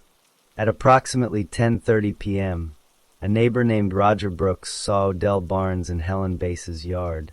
Roger Brooks watched as Odell jumped over Helen's wooden fence. But Odell fell down. He rolled into the street. Then he got back up. He went back over Helen's chain-link fence. Helen's property had two types of fences, a wooden fence and a chain-link fence on different parts. Roger Brooks later said that Odell was wearing dark green or blue coveralls and a stocking cap on his head. Helen Bass did not return home from work until around 11:30 p.m. on November 29th. That means Odell was seen in her yard about 1 hour before she arrived home. He was waiting or preparing. Sometime after Helen arrived home, Odell entered her house. He forced his way in through the back door. He kicked the door so hard that it broke open. Once inside, Odell attacked Helen Bass. He beat her. He used a lamp as a weapon. The lamp had a metal base. The base became dented from hitting her. Odell's fingerprint was later found on that lamp. He also struck Helen with a .22 caliber rifle. He hit her so hard that the rifle broke in half. He stabbed Helen twice with a knife. The knife was later found in Helen's kitchen. It had blood on it. He also hit her in the head with a blunt object. That blunt object was likely the lamp or another item. After beating and stabbing her, Odell sexually assaulted Helen Bass. Then he shot her in the head with a .32 caliber handgun. That was the gun Helen kept in her bedroom. The bullet from the gun killed her. While Odell was doing these things, he also ransacked Helen's home. He went through her bedroom. Dresser drawers were moved. Some drawers were pulled out. He dumped the contents of 2 purses onto the bed. He opened her coin purse. He opened her jewelry box and went through it. He took her checkbook and left it on the floor. He also took some of her personal papers and an identification card. Those items were later found outside her home, near her chain-link fence. He stole approximately $200 in cash from the home. But some cash was left behind. He also stole Helen's .32 caliber handgun. The gun was not found at the scene. After the murder, Odell left Helen's body on her bed. She was naked. She was covered in blood. She had been beaten, stabbed, sexually assaulted, and shot. Later that night, between 2 a.m. and 3 a.m. on November 30th, a man named Patrick Williams saw Odell Barnes. Odell was at an apartment complex near Helen's home. He was wearing coveralls. He had a gun with him. On the afternoon of November 30th, after work, Odell met with Johnny Ray Humphrey and Odell's brother Joseph Barnes. They went to the Barnes family home. Odell told Humphrey that he had confiscated a gun from his father. He said he wanted to sell the gun. Odell went into his bedroom. He reached under his bed. He pulled out a .32 caliber handgun. He gave that gun to Humphrey. Humphrey later sold the gun to Patrick Williams. Williams later noticed that one bullet was missing from the gun. The gun Odell gave to Humphrey was not his father's gun. It was Helen Bass's gun. The serial number on the gun matched the receipt that Helen's son had kept from when he bought the gun in April 1988. That same day, November 30th, a friend of Helen's named Mary Barnes went to Helen's home to pick her up for work. Mary was also Odell's mother. Mary knocked on the door. No one answered. Mary went to work without Helen. She became worried. She called Sharon Murgerson. Sharon was Helen's neighbor and also her former sister-in-law. Mary asked Sharon to go check on Helen. Sharon Murgerson went to Helen's home. When she arrived, she saw that the back door had been kicked in. She went inside. She found Helen Bass's body in the bedroom. Helen was dead. Sharon called the police. When the police arrived, they saw the crime scene. The bedroom was in disorder. They found the bloody lamp with the dented base. They found the .22 caliber rifle broken in half. They found a knife with blood on it in the kitchen. They found Helen's checkbook on the floor with a shoe print on the back. They also found that the .32 caliber handgun was missing. A doctor later performed an autopsy. The doctor said Helen died from the gunshot wound to the head. The time of death was estimated to be in the early morning hours of November 30th. The doctor also confirmed that Helen had been stabbed twice, struck with the rifle, and hit with a blunt object. A rape examination was done. Sperm was found, but there was not enough to determine who it came from. Several people had noticed things. Roger Brooks, the neighbor, had seen Odell in Helen's yard at 10:30 p.m. on November 29th. Patrick Williams had seen Odell with a gun between 2 o'clock and 3 a.m. on November 30th. Johnny Ray Humphrey had received the stolen gun from Odell on the afternoon of November 30th. And Odell's brother Joseph had coveralls in his car. Joseph told police that the coveralls belonged to Odell. Joseph said Odell wore them all the time. Humphrey said those were the same coveralls he saw Odell wearing on the night of November 29th. Blood stains were found on those coveralls. The blood was type O. Helen Bass had type O blood. Odell Barnes had type A blood. The blood on the coveralls also had other genetic markers that matched Helen's blood. The police also found a fingerprint on the dented lamp. That fingerprint belonged to Odell Barnes. No one saw the actual murder happen, but the physical evidence and the witness sightings all pointed to one person. That person was Odell Barnes Jr. After Sharon Murgerson found Helen Bass's body and called the police, the investigation began. The police arrived at Helen's home. They saw the kicked-in back door. They saw the ransacked bedroom. They collected evidence. They took the bloody lamp. They took the broken rifle.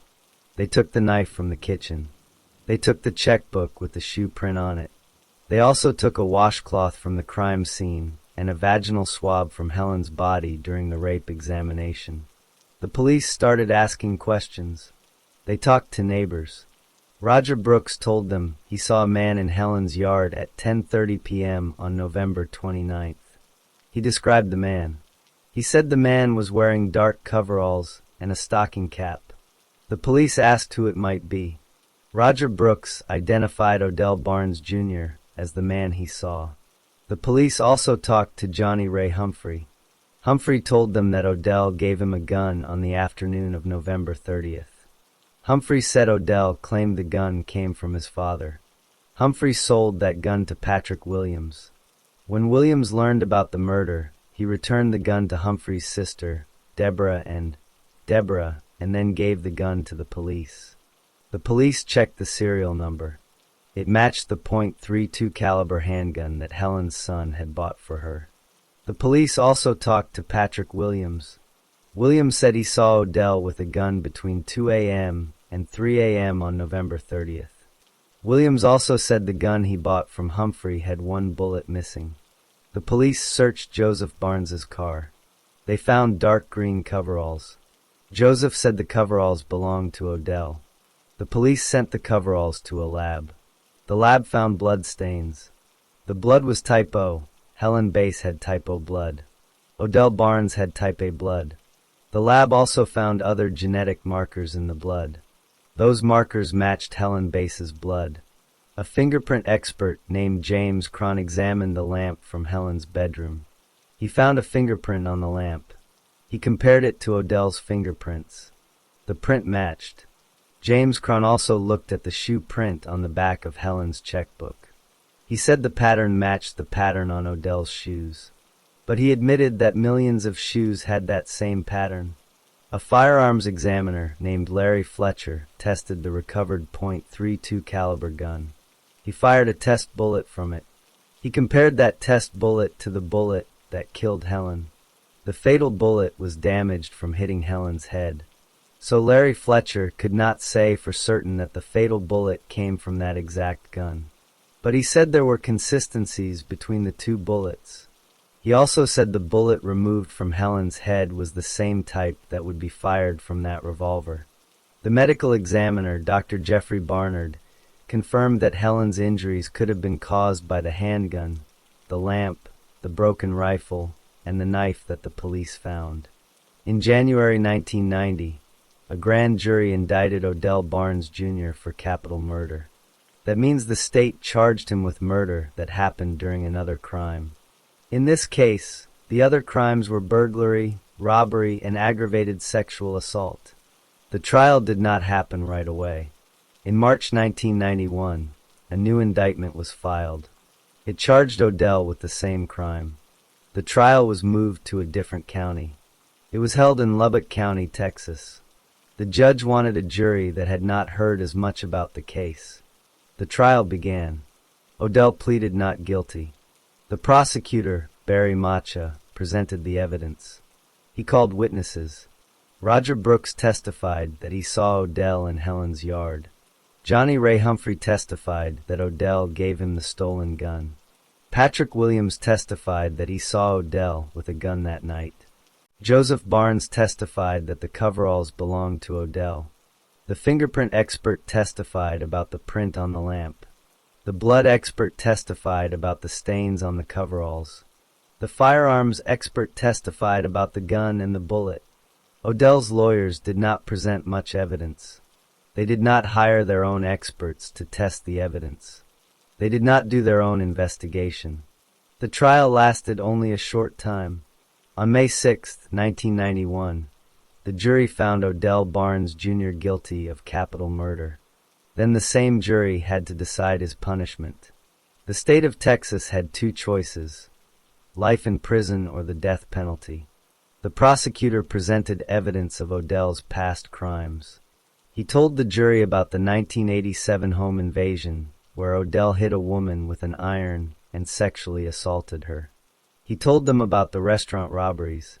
He told them about the Domino's Pizza robbery.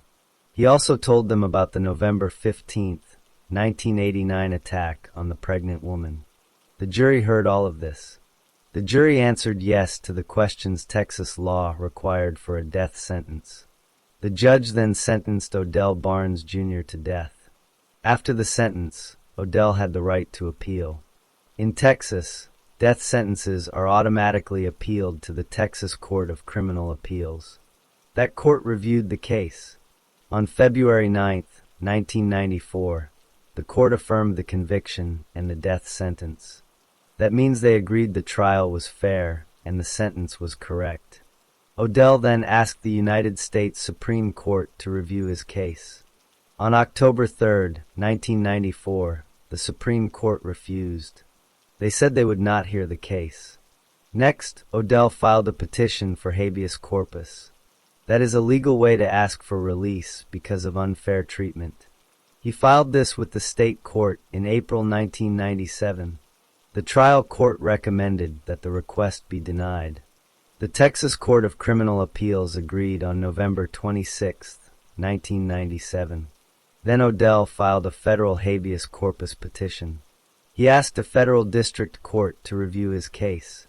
On June 15, 1998, that court denied relief. He tried to appeal to the Fifth Circuit Court of Appeals. On June 15, 1999, the Fifth Circuit denied him permission to appeal. He asked the U.S. Supreme Court again. On November 1, 1999, the Supreme Court refused again. While these appeals were happening, new lawyers took over Odell's case. They asked for DNA testing.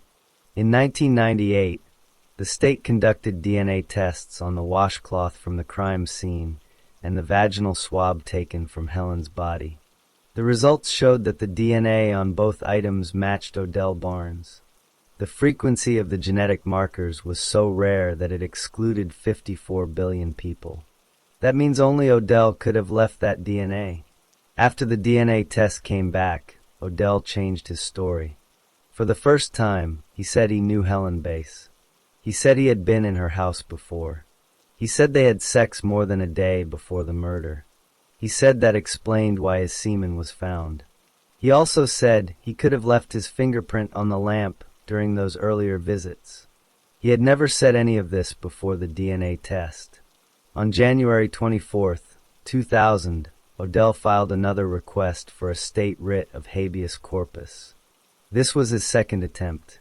On February 16, 2000, the Texas Court of Criminal Appeals dismissed it. They said he was abusing the legal process by filing again. Odell then asked the Texas Board of Pardons and Paroles for clemency. Clemency means mercy. He asked them to recommend that the governor reduce his sentence or give him more time. The board voted 18-0 against recommending clemency. They also rejected a request for a 360-day reprieve. Odell's execution date was set for March 1, 2000. In the days before, his supporters in France and the United States asked Governor George W. Bush to stop the execution. The French Prime Minister sent a letter, but the governor did not stop it. On the day of the execution, March 1, 2000, Odell Barnes Jr. was taken to the death chamber in Huntsville, Texas. He was asked what he wanted for his last meal. He said, "Justice, equality, and world peace." He did not ask for food. Before the execution, there was a report that someone else had confessed to the murder. The governor's office looked into it. They determined the report was not valid. The execution proceeded. Odell was strapped to a gurney. He made a final statement. He said he loved his family, supporters, and lawyers. He thanked them for proving his innocence, even though the courts had not acknowledged it. He said, "May you continue in the struggle, and may you change all that's being done here today and in the past." Then the lethal injection was given. He took 3 deep breaths. There were gurgling sounds. At 6:34 p.m., he was pronounced dead. He was 31 years old. The Bass family watched through a window. They did not speak to reporters afterward. After the execution, Odell's spiritual advisor, Robert Muhammad, said, "Truly an innocent man was put to death. The Real killers are still around." The prosecutor, Barry Macha, disagreed. He said the DNA evidence was conclusive. He said Odell was a dangerous and violent individual.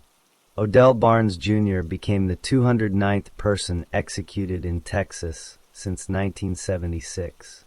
He was the 617th person executed in the United States since 1976. The story of Odell Barnes Jr. ends with his death by lethal injection on March 1, 2000, while he continued to claim he did not murder Helen Bass.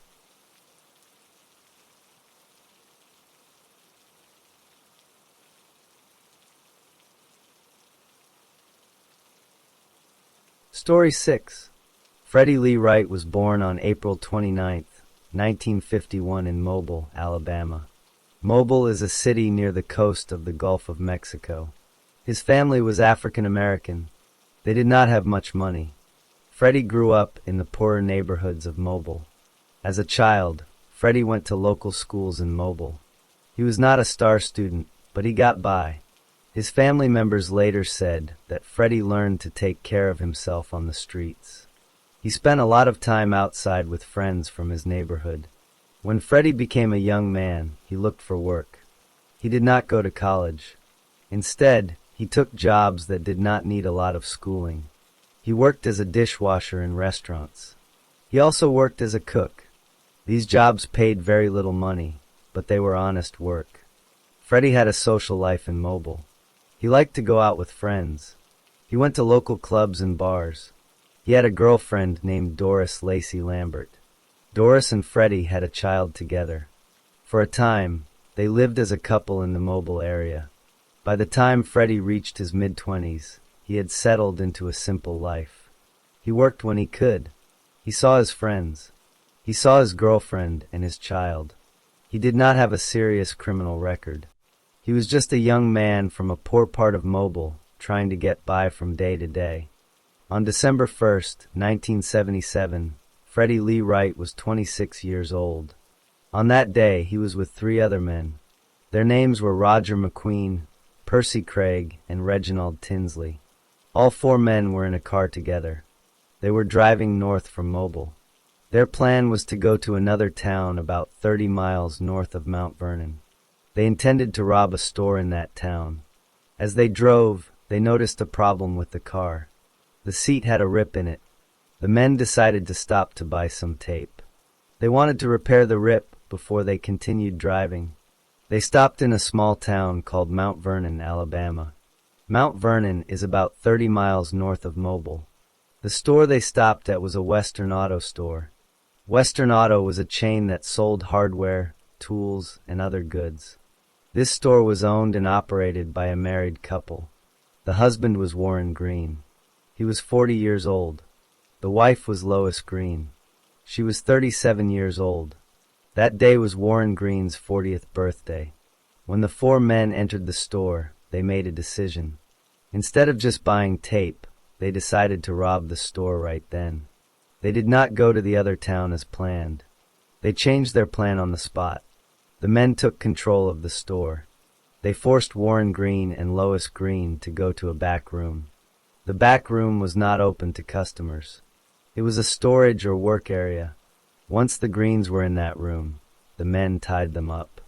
They used extension cords to bind the couple. They placed Warren and Lois back to back. Then they wrapped the cords around both of them, so they could not move. After the Greens were tied, one of the men shot them. Both victims were shot in the head. The shooter fired at close range. The gun used was a handgun. Warren Green died at the scene. His body was found in the store. Lois Green was still alive after the shooting. She was taken to a local hospital. She died about 2 hours later from her wound. While the men were in the store, they took items. One of the stolen items was a watch. It was a new Seiko watch. Warren Green had received this watch the night before as a birthday gift from his wife and his daughter. The men also took a stereo set and a television. After the shooting, Freddie Lee Wright left the store and returned to the car where the other men were waiting. According to later testimony, Wright handed 2 empty bullet cartridges to Roger McQueen. McQueen asked Wright what happened inside. Wright said that he had taken care of both people. The next day, Freddie Lee Wright went to see his former girlfriend, Doris Lacey Lambert. Doris was the mother of his child. Wright told her that he had gone out with some friends to Mount Vernon. He said that he had killed 2 people with a gun. At the time of the crime, Warren and Lois Green had 1 daughter. She was 16 years old. She was not in the store when her parents were killed. The 4 men did not stay together after that day. They went back to their normal lives. But the stolen watch was later found at a pawn shop in Mobile. Someone had sold it there. The bodies of Warren and Lois Green were found inside their Western Auto store on December 1st, 1977. A customer or passerby likely discovered the scene, though the exact person is not central. Police were called immediately. They arrived at the store in Mount Vernon and found Warren Green dead. Lois Green was still alive, but died later at the hospital. The police began their investigation. They looked for witnesses. A woman named Mary Johnson came forward. She had been leaving the Western Auto store just before the crime. She saw 4 men in a car parked at the front entrance. She also saw a man entering the store. She later identified that man as Theodore Otis Roberts. Another witness was Charlene Tilton. She was the girlfriend of Theodore Roberts. She gave a statement to a detective named Stroh. Based on her information, police arrested Roberts. They also found a handgun that belonged to Roberts. A forensic expert from the Alabama Department of Forensic Science tested the gun. The expert took bullets fired from Roberts's gun and compared them to the bullets removed from the victims' bodies. The expert said there was a match. The gun was the murder weapon. Despite this, charges against Roberts were dropped later.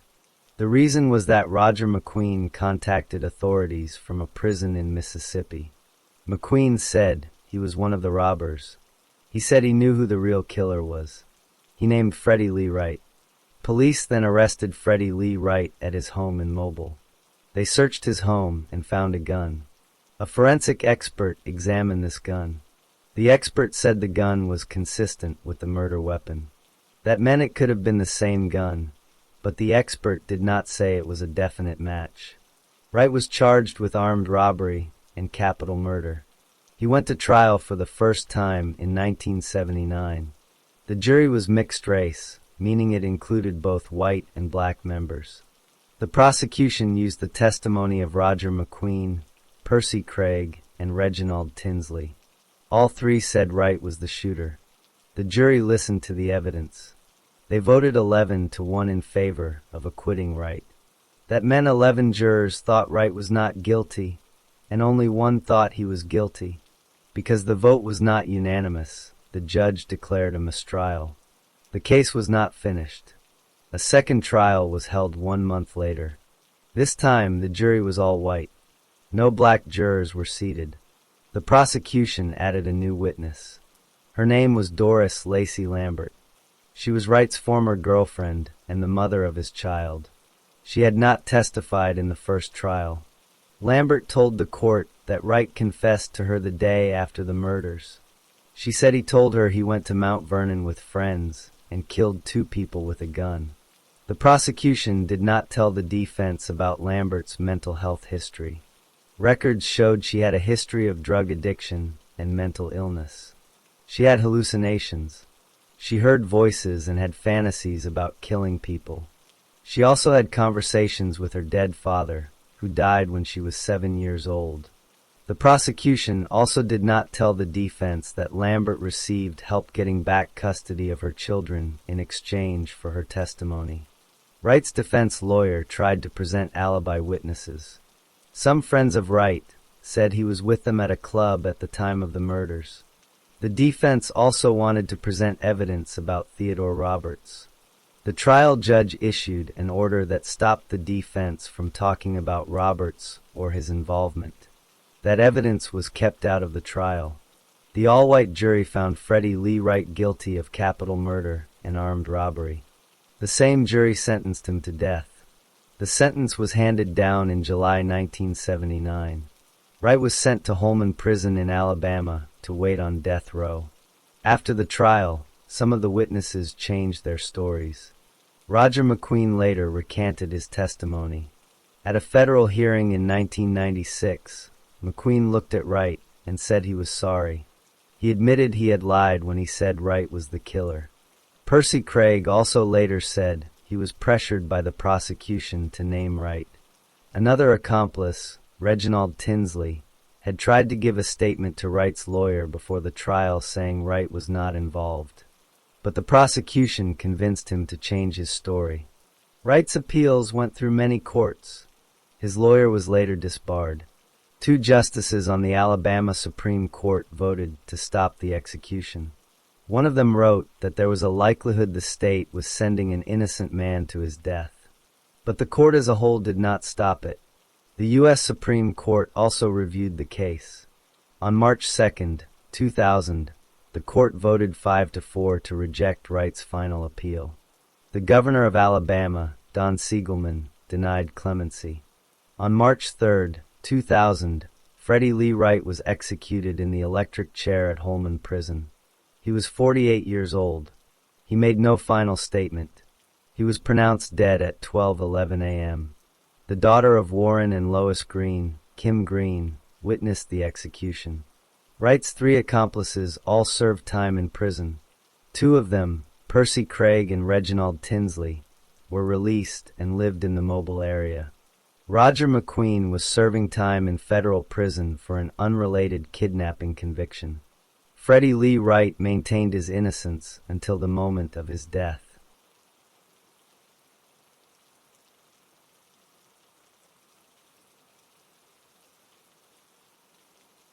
Story 7. Ponchai Wilkerson was born on July 15, 1971. He was a black male. He was born in the United States, and he grew up in the state of Texas. His father worked as a deputy sheriff.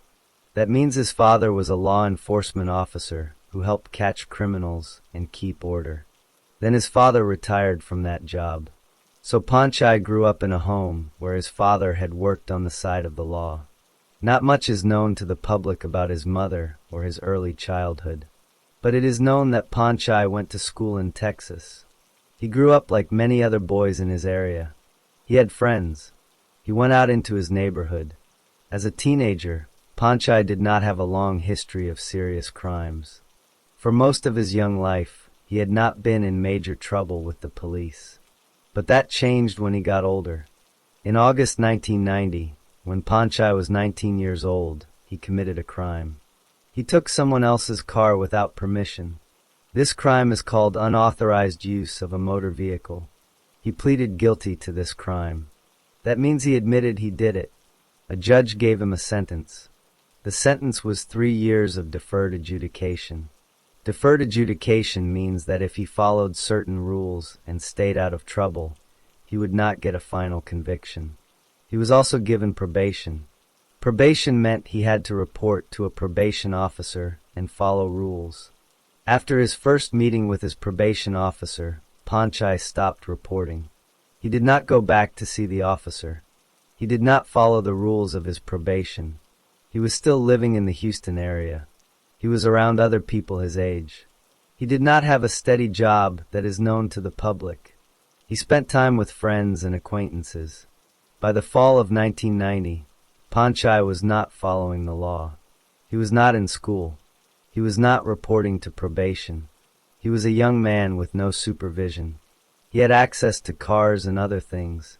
He began to spend more time with people who were also breaking the law. One of those people was a friend named Wilton Bethany.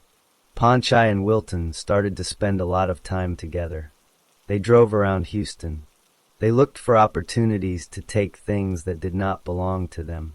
They did not have regular jobs. They did not have a plan for a legal future. Panchai was still only 19 years old. He had a father who had been a sheriff's deputy. But Panchai was not following his father's path. He was moving in a different direction. He was not thinking about the consequences of his actions. He was just living day by day, doing what he wanted to do. His life up to this point had not included any murder or violent crime that was known to the police. He had only the one car theft case, but he was about to enter a period of his life where his behavior would become much worse. In November 1990, Panchai Wilkerson was 19 years old. He was not reporting to his probation officer. He was not working a legal job. He was spending time with his friend Wilton Bethany. Together, they began committing more crimes.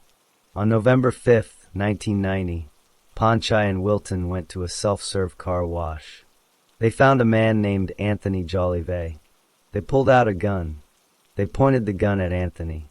They took his vehicle from him. This was an armed robbery and car theft.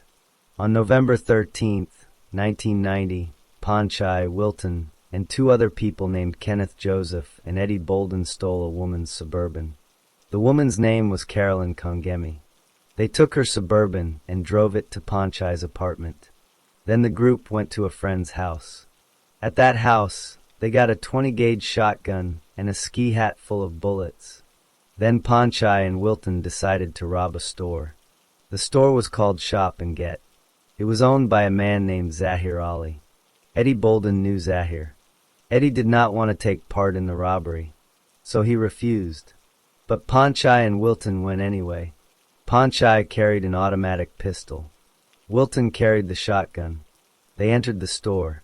Wilton shot Zahir Ali in the chest with the shotgun. Zahir survived the shooting. Panchai and Wilton took money or goods from the store and left. On November 18, 1990, Panchai and Wilton burglarized a store called Coco's Fashions. They used a vehicle to drive into the front of the store. The vehicle broke through the burglar bars. They took about $10,000 worth of clothes or other merchandise. Then they escaped. On November 19, 1990, Panchai, Wilton, Kenneth Joseph, and Eddie Bolden found a vehicle. The vehicle was a Plymouth Voyager. It belonged to a man named Bernard Season. Wilton stole that vehicle.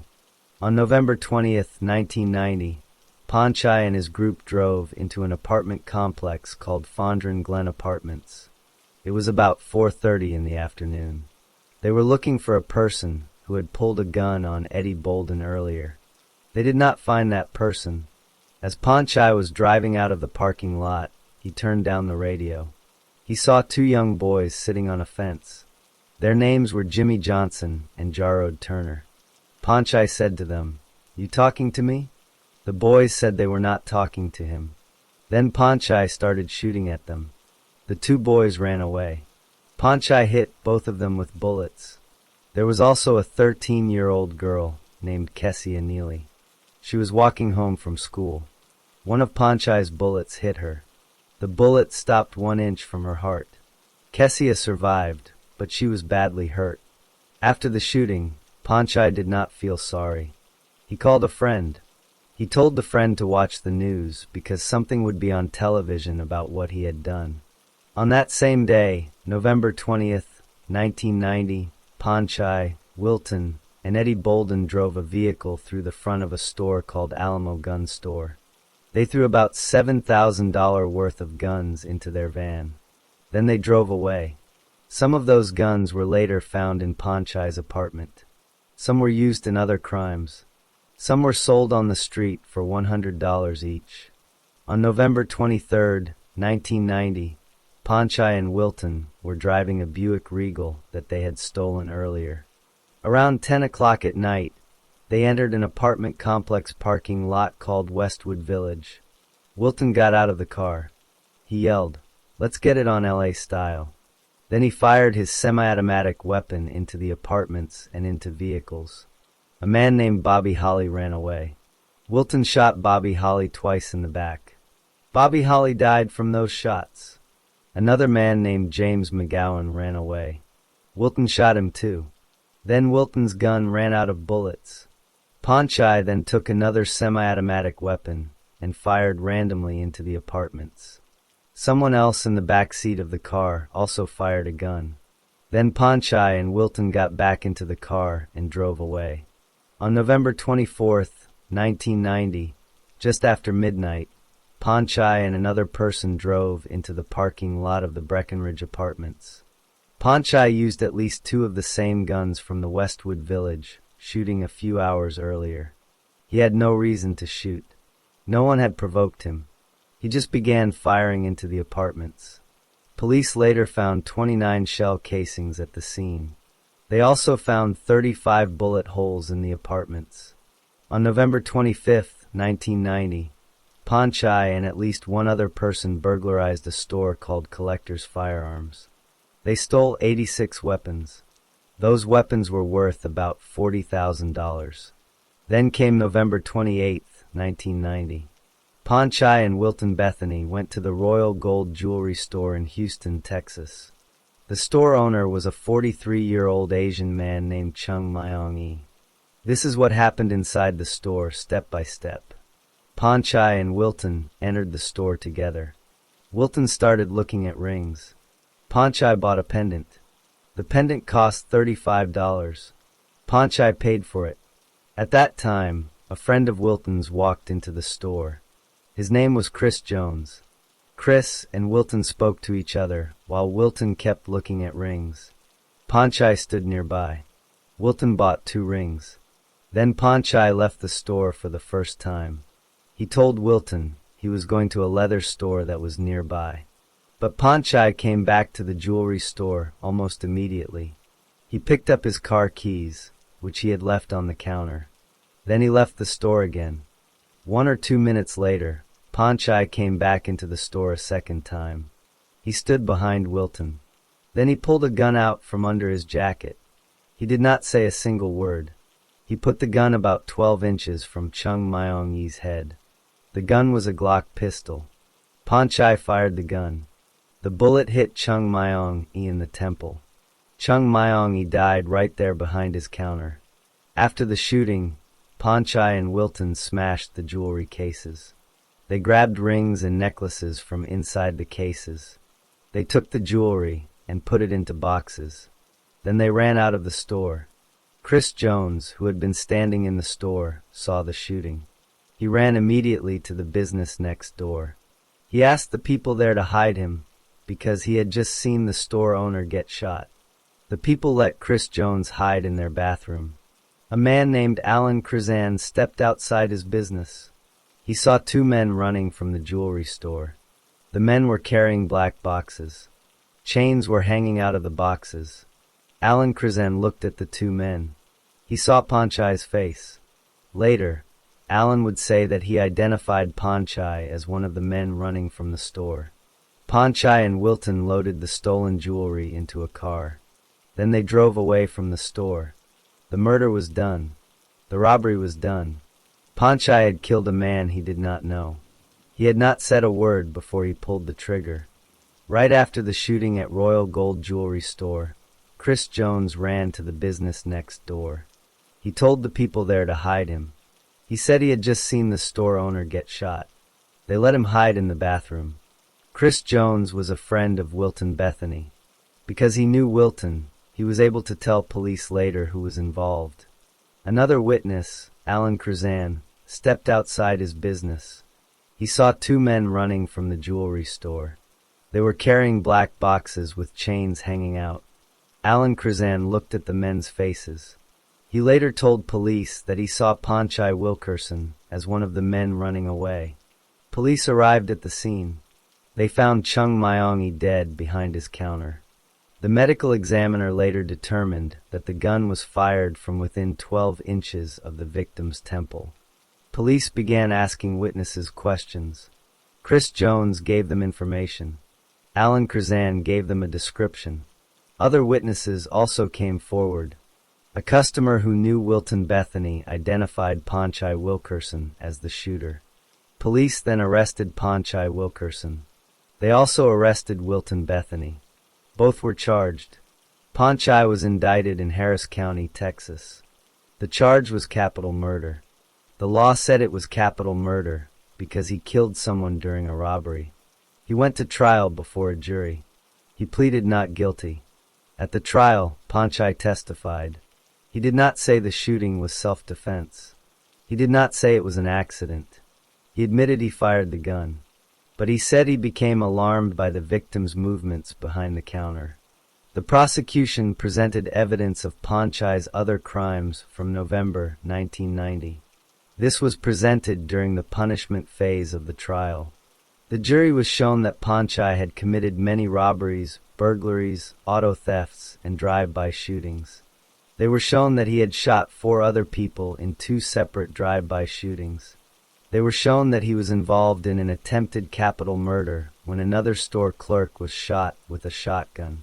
The jury was also told that Panchai had failed to report to his probation officer. On July 16, 1991, the jury found Panchai Wilkerson guilty of capital murder. On July 26, 1991, the trial court sentenced him to death. Because he was sentenced to death, his appeal went automatically to the Texas Court of Criminal Appeals. That court affirmed his conviction and sentence on March 23, 1994. The United States Supreme Court refused to hear his case on December 12, 1994. Panchai then filed a habeas corpus application. This is a request for the court to review whether his imprisonment was legal. The trial court recommended that the request be denied. The Texas Court of Criminal Appeals agreed on September 13, 1995. He then filed a federal habeas corpus petition. A federal district court denied relief on May 1, 1996. The United States Court of Appeals for the Fifth Circuit denied him permission to appeal on August 18, 1999. The United States Supreme Court again refused to hear his case on January 18, 2000. While on death row, Panchai tried to escape. On Thanksgiving night in 1998, he and 6 other condemned inmates fled their cells. One inmate, Martin Gurley, climbed over 2 tall fences. He later drowned in a nearby creek. Panchai and the other 5 gave up after guards started shooting at them. On February 21, 2000, Panchai and another death row inmate named Howard Guidry took a prison guard hostage. The guard was a woman named Jeanette Bledsoe. They held her at knife point for about 13 hours. They used a sharpened piece of metal made from a typewriter part. They wanted to protest the death penalty and prison conditions. Anti-death penalty activists were called in to help talk the 2 inmates into surrendering. The guard was released unharmed on February 22, 2000. On February 8, 2000, a judge named Jan Crocker set Panchai's execution date for March 14, 2000. When Panchai heard this in the courtroom, he fell to the floor. He refused to move. He said, "I will not walk away pretending this is justice and fairness in this court." 5 bailiffs had to drag him out of the courtroom. On March 14, 2000, the day of the execution, Panchai refused to leave his cell. Guards had to use a mace-like gas on him. He struggled with them. They had to carry him to the van that took him to the Walls unit in Huntsville, Texas. He refused to choose a last meal. He refused to say how he wanted his body disposed of. He refused to make a final statement. He was strapped to the gurney. Extra straps were used because he kept struggling. The warden asked if he had a final statement. He said nothing. Then the lethal drugs began to flow into his body. As the drugs took effect, Panchai spit out a small key from his mouth. The key was 1.5 inches long. It was a universal key that could open handcuffs and leg restraints. The key fell onto the side of his face. The warden picked it up. Chaplain James Brazel was standing next to him. The chaplain said Panchai mumbled, "The secret as of Wilkerson." Then Panchai gasped and fell unconscious. He was pronounced dead at 6:24 p.m. on March 14, 2000. His accomplice, Wilton Bethany, was convicted of aggravated robbery. He received a life sentence. The prison system never found out how Panchai got the key. An investigation was opened after the execution. Panchai Wilkerson was 28 years old when he was executed. He was the 11th person executed in Texas in the year 2000 and the 210th person executed in Texas since the death penalty was brought back in 1976. The story of Panchai Wilkerson ends with his death by lethal injection on March 14, 2000, and the key he spat out became the final mystery of a life marked by violence and rebellion.